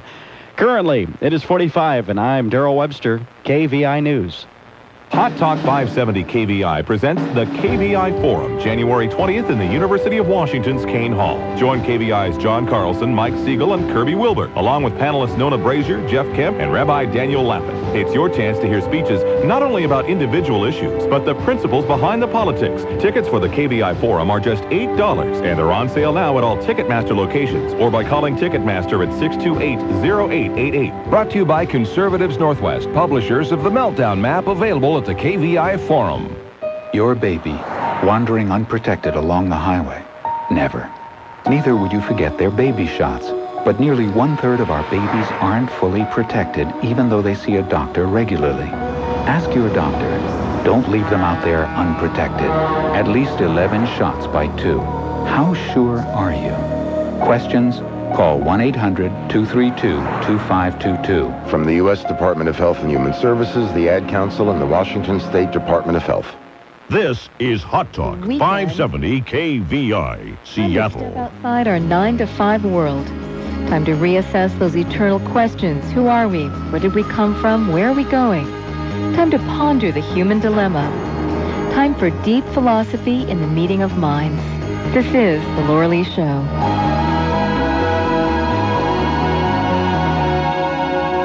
Hi, I'm Laura Lee. By the way, I want to let you know we have new phone numbers for the Laura Lee Show because we are now syndicating from a new studio on a national basis. We have other listeners besides our wonderful KVI audience that has supported this show for the last 5 years. We have KGLW in San Luis Obispo. We have KLPW in St. Louis, Missouri. We have KXL in Portland, Oregon, who has been carrying this show for the last year on Saturday nights. Now it's live. We have KGA in Spokane signing up either this week or next. And our new phone number, please note this down, 1-800-800-5287. The 5287 spells the first 4 letters of the name Laura Lee. 1-800-800-5287. And if you are in Seattle, you can help us save on our phone bill by calling 646-3580. 646-3580. We're talking with Michael Streynik, one of my favorite UFO investigators, because I just like his attitude. He agrees that life is stranger than fiction, and the squiggly nature of this phenomenon is fascinating, the way that Michael showcases it. He is the director of MUFON for the nation of Canada, and also has his own UFO hotline. That number is 604-241-4455. Did I get it right, Michael? Absolutely. All right, it's emblazoned in my memory. Yours and Peter Davenport's. And also, Michael is hosting a couple of lectures. If you're up in the BC area on the 28th of, January. Then you can enjoy George Knapp's talk. He looks at Russian, former Soviet Union's files on UFOs. It's going to be interesting. Call Michael at that number, and he can give you more information about that. Michael will also be speaking in Seattle a couple of times in May with Flashpoint Productions, and also next, whenever it is, for the July Symposium. Right. And some of the best UFO cases that you say are the least known, at least here in America, would be those that happen on other parts of the world, other nations. You have a real good one that happened in France and in South America. I know that South America, you hear about a lot of UFO sightings. Sometimes you don't always hear the details. Absolutely. There's the language problem. I'm particularly sensitive to that because my original idea in life was to be a linguist until life kicked me in another direction. But this is definitely a global phenomenon. I thought you were going to say until I took one too many language courses. Right. Oh. But these things are happening, but the communication lines have changed because the economy has changed, communications technology has changed, and most countries now have their own very viable journal. These things are written up in the different countries, but they don't get translated. Translators are expensive. There is very few of them in the UFO field. Translating is very time-consuming, very difficult, so we don't hear as much as we really ought to. And even to look at a UFO case, I mean, there's paperwork and scads and reams of papers and documentation, and I mean, it's not an easy thing to do. It's time-consuming. Absolutely. To really look into the reports. I mean, because you've got such nebulous shreds of evidence. You've got eyewitness reports that have to be cross-correlated. You've got to look at all the other possible explanations. Is it a meteor? Is it Venus? Is it this? Is it that? Then you've got to go search I mean, if you're doing an actual scholarly, legitimate investigation of it, right? Absolutely. Not so much to do. And most of the cases from other parts of the world are so very much like the ones in our own communal backyard. Why bother translating? It's just more of the same generally. But I think it's perhaps the little differences that we should be focusing on. Before you get to that one, we have Bob calling in. He says he has a report of a sub chasing a UFO. Welcome, Bob. Hello, hello. Hello. No, he was saying earlier that a sub chased something all over the Atlantic. Yeah. And you said the Marianas Trench it was there, and that's in the Pacific. Just wanted to clarify that. So. My mistake. The Marianas Trench is over by the Japanese islands, deep. Like. What is the trench in the Atlantic? What is that one called? Has a name. I've got the letter M in my head, that's for sure. Okay. There's a big rift zone down the middle of the Atlantic. The Mid-Atlantic Rift, yeah, okay. Yeah. No, I was thinking of the Mohole Project, that's what it was. Okay. Just wanted to, didn't want you to sound bad to anybody. No, I appreciate that, Bob. Anything else? Oh, I used to be on submarines, and it was just something. I haven't made my decision on how this show's going yet. I'm just, gathering information and wondering what's going on, but I saw that the Marianas Trench, I knew where that was. Uh-huh. So I wanted to clarify that. And I bet down in the sub you see a lot of strange blips across the radar screens. Does this guy, have you talked, what do you think of Richard Hoagland's stuff compared to any of this UFO stuff? I think it's very interesting, but I think we need to really have mainstream science comment more than they have. They've been ignoring it, and we're pretty used to that sort of thing. But it's certainly tantalizing. Or how about the Area 51 stuff in Nevada, what the government's probably doing that we don't know about? Well, we'll never know exactly what they're doing there. I've spoken to people who worked there in the past on things that are certainly not high-tech aircraft, etc., and they've always been involved in some very odd things there. Thank you, Bob. I appreciate it. Next, we have Mike calling in. Hello, Mike. Hello, Michael. It's good to hear you again. I've got an article in front of me. Actually, it was given to me, I believe, by Peter Davenport, and it's the Tacoma Daily Ledger, dated July 3rd, 1893.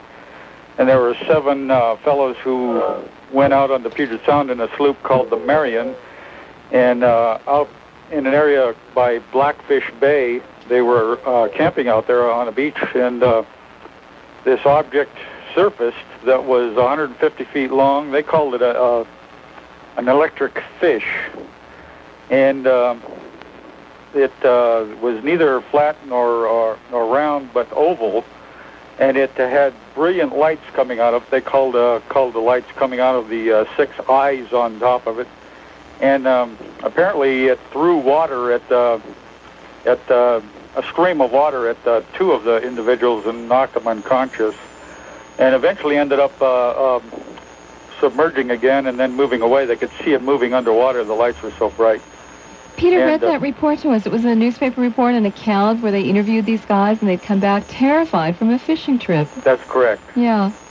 And they called it an electric monster. It's a very interesting article. And it's written in the manner that things were written, back then. It's very wordy and... verbose, yeah. Yes. Yeah. Interesting report. What can we make of it? Who knows? Very interesting. And Charles Fort collected a lot of reports like that. And so has William Corliss, that type of thing. And you have to think back, most international transportation was by sea. There weren't too many airliners flying around in those days. now we have them out there, tankers and whatever, but the reports aren't coming into us. I'm sure these people are seeing things all the time, but we just aren't hearing about them. Interesting. Thank you, Mike. Sure. We have David next. Hi, David. Thanks for joining us on the Laura Lee Show with Mike Streynik. Good evening. How are Good you evening. doing? Good. Okay. I'd like to clarify a few things for the gentleman on the other end there who's giving his presentation to you. UFO investigator. First Michael. of all, please don't be paranoid, Mike. We're not all after Canada, and we don't want to make you part of the United States. The ones to mistrust are some of the people in Washington, D.C., but not most of the average tax-paying American citizens. I know that. Okay. Anyway, I was in a position once upon a time, I'm retired now, where I was a supervisor and operator of a communications complex at a very huge radar station in Alaska. We had lots of unusual things from the early 60s all the way into the 80s take place nearby and around the area. First of all, concerning your aircraft going back and forth across the borders, either the U.S. crossing Canadian or vice versa. You folks, your politicians and the Canadian Air Force had special agreements and contracts between U.S. Air Force, U.S. government, Canadian Air Force, where you were all tied into the North American Air Defense Command System, which you're probably familiar with? Right. NORAD, okay, Cheyenne Mountain Complex Oh, in yes. Colorado. Okay, Yeah. so we overflew the borders. This was generally known by Canadian radar systems and vice versa. Okay, a lot of times I understand there were chases taking place between objects flying back and forth and aircraft, so this goes both ways. Mm-hmm. Okay, so to clarify that, everything was known as far as aircraft positions, where they were going, what they were doing, and there were orders to go up and intercept or observe and check on objects now and then to identify whether they were aircraft or otherwise. Mm-hmm. So, I was just going to clarify that situation. So it wasn't the fact that people didn't realize that they were crossing other people's borders. It's a general agreement. You guys do have Canadian Air Force officers in NORAD station there, and at one time there was a Canadian Air Force commander in the 60s or 70s who was running the show for a while, not an American commander, Air Force commander. So, that's a joint agreement thing. Anyway, concerning the underwater objects, you have heard of